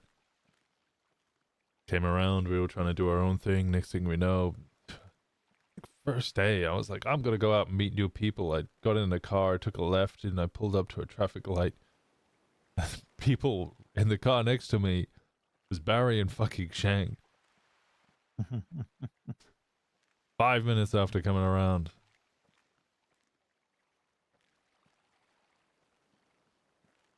Aubrey wanted to reconnect, and she wanted to restart the relationship that we had, and I was like, in 5 years. Thought you were dead for at least 3 of them.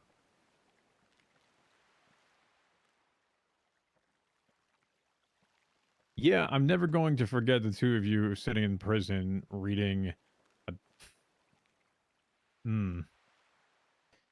Yeah. That whatever song that you were doing in that voice needs to never be done again, or I will make sure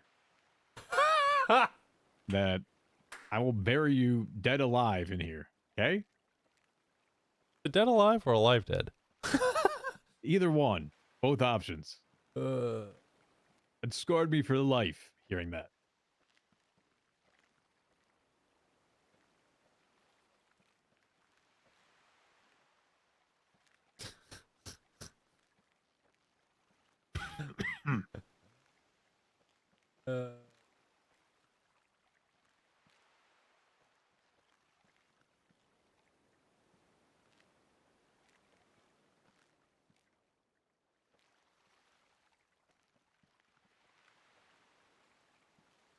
What do you think of the club now?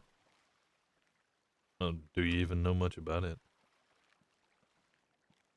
I know enough.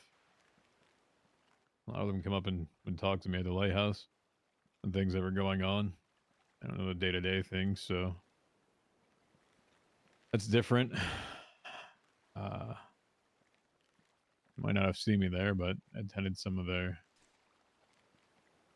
jacketing ceremonies and whatnot, and it was kind of okay. Just letting it go in a way. I still have a ad. Part of me that didn't want to see it fail. So sometimes I just had to have a few conversations with people to see how it was going and make sure that they felt empowered to do what they needed to do.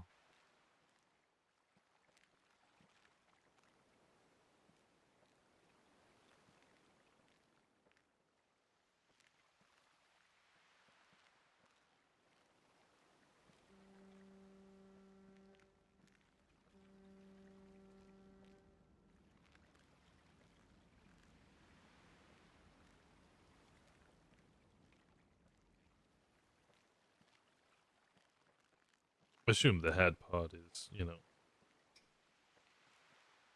death and all that.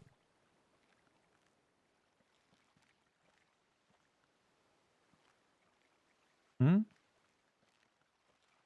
said that you had a desire to not see them fail, but Mm-hmm. assume the past tense is just, you know, you're here. Correct. Good. Just making sure, right? You're really upset if he was suddenly like, you know what, fuck those guys. They should all fail. Like, oh damn, bro. Wasn't meant to be like I've forgotten about it. It's just that how much more I can do about it. Yeah.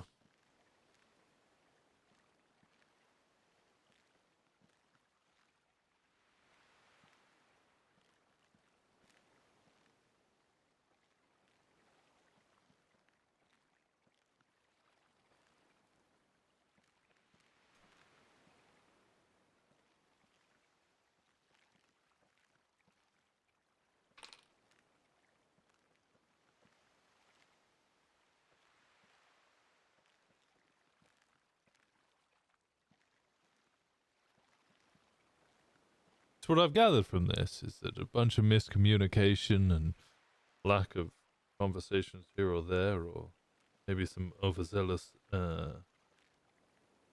suggestions, led to me getting flooded out of ADMC, which led to Norman coming back, which led to this whole fucking shit show.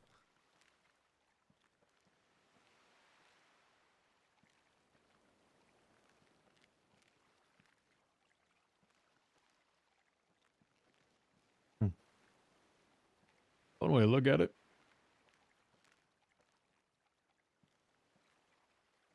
That is one way to look at it. I would just insert in there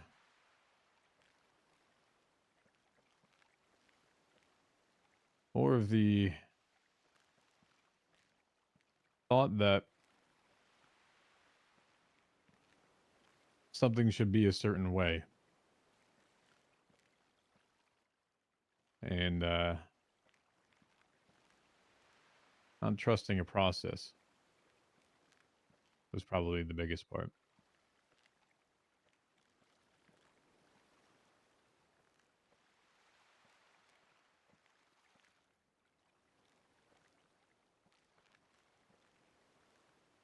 That's certainly true.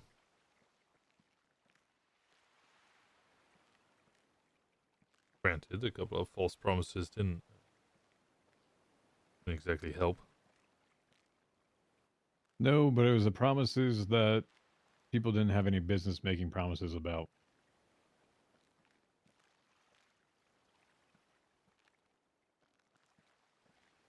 They were weightless.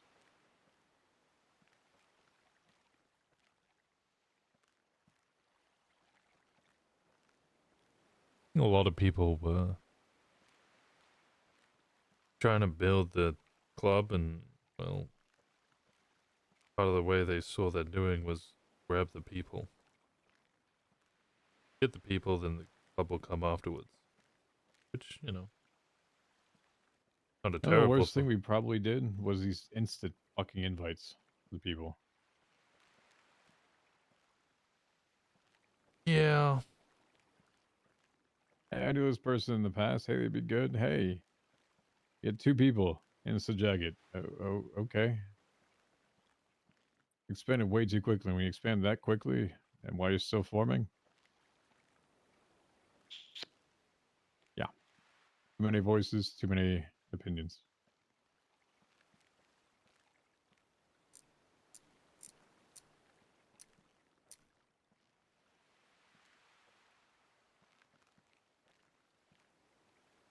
I don't think I would have been upset being invited as a prospect.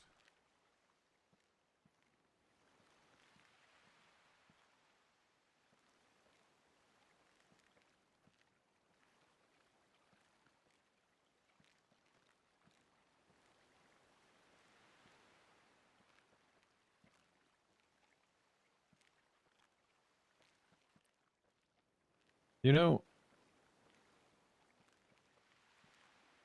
no, I don't even know. I don't know what I was thinking.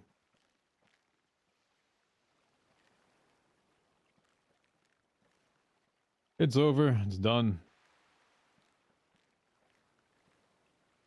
I had to do it over again and change a lot of the stuff that we did with that.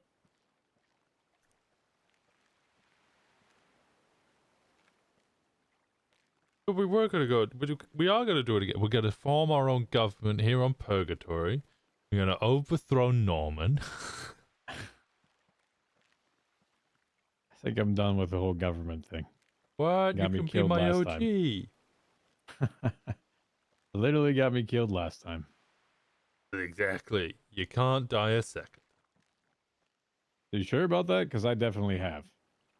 And I'm not sure about that at all. But, you know, it's false hope. Or just hope.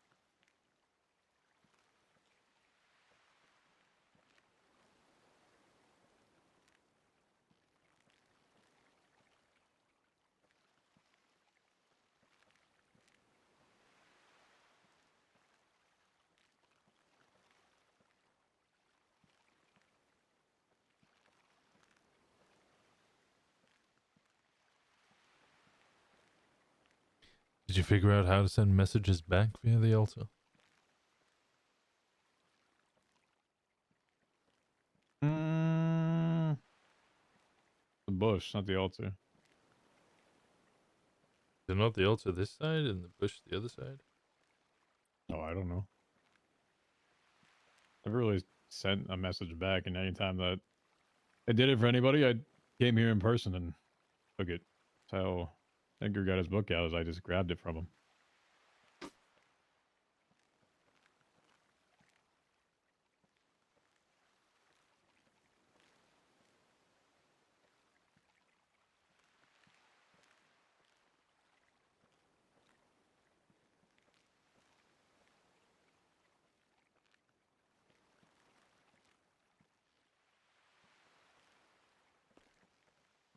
Must be something we can do to send back.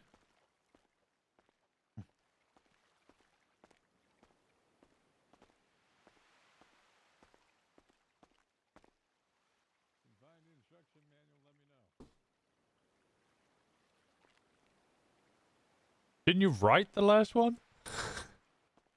Yeah, I did. I found the instruction manual. It's in your head. Doesn't quite work like that. How do you Yeah. think I found it the first time? Trial and error. No. Conversations in Norman. Nope.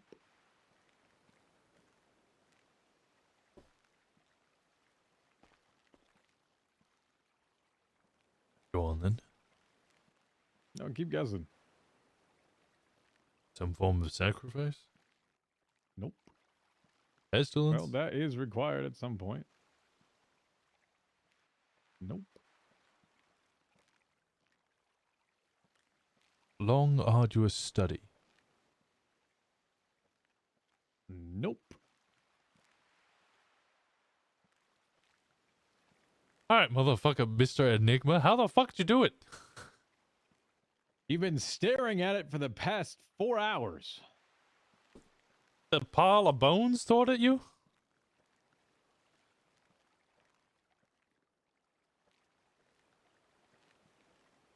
Or did hope to return and give you a book?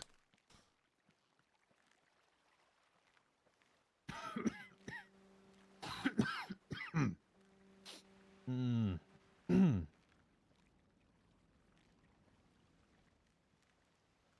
Nope. He showed me how to do it. Not just hope. Both of them. And Noxy too? Mm-hmm.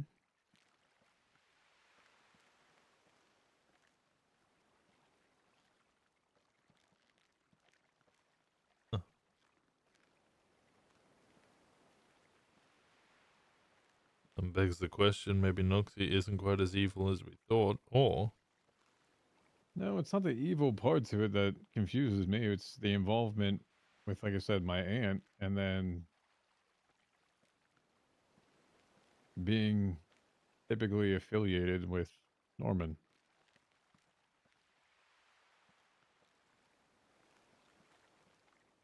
Maybe Hope's not as good as we thought either. No, that's definitely consideration. Believe me. Once again, why did I see hope as the first thing here? It's hard to say that, and we can't. I never want to assume that. To label something as a good or bad, evil versus whatever is not giving a credit to what truthfully they can't say. We're just assuming based upon action and inaction that they're good or bad, evil or not. It's how humans work, judgment. It's one of the 7 sins, isn't it?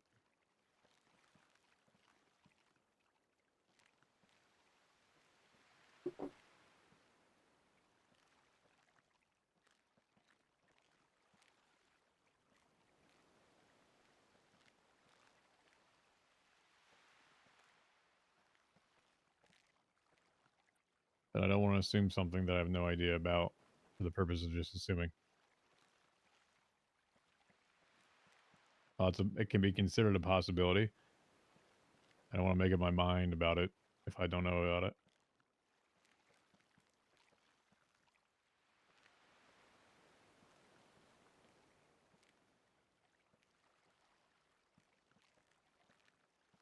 Some might call that reasonable suspicion versus probable cause.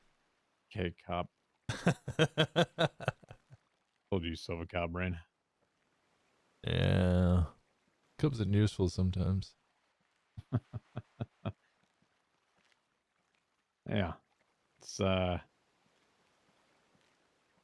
on, you're an investigator. Can't investigate something and draw it to a conclusion already, right? Well, you can come up with hypotheses, though, and put them up. Look for ways to prove that your hypothesis is wrong until you find out which one is correct. What if there's not one that's correct? You gotta come up with some new ones. If you still can't find the answer, then you need to find more evidence. And what if you never get that evidence? Because it doesn't exist. Then are we creating a problem that never existed and making it a problem?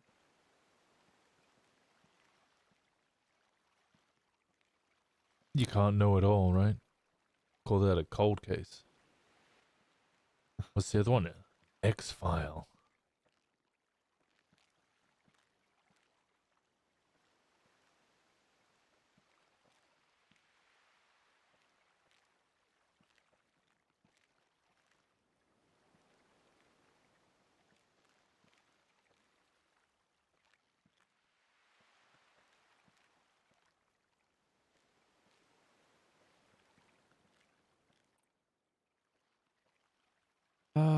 Age-old questions that never have an answer to.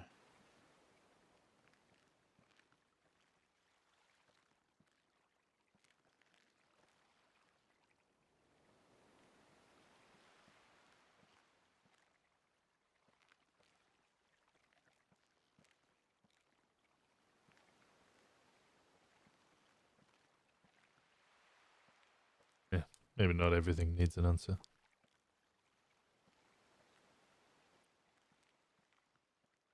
I'd agree with that.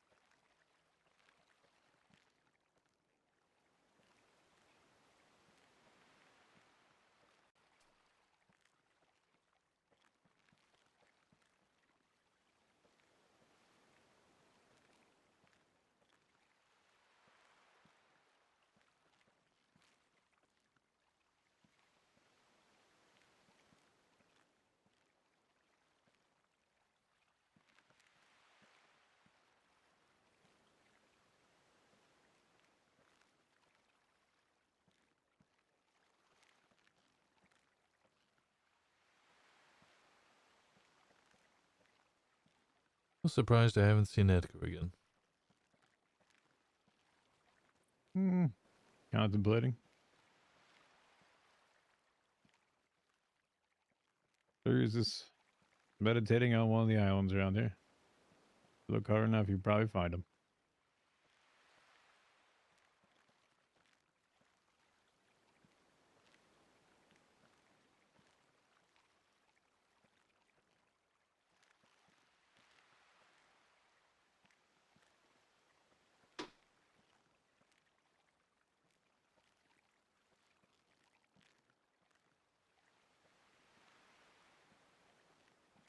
I might just go do that. All right. I'll be here.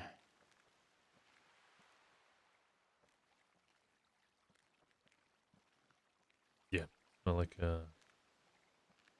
we can go anywhere else. Never know. Got out once, right? You did, yeah. I don't know if I'll be just as lucky.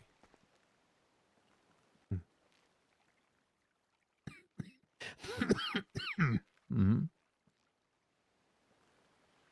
It was good chatting, TJ. I'll see you around somewhere on this island.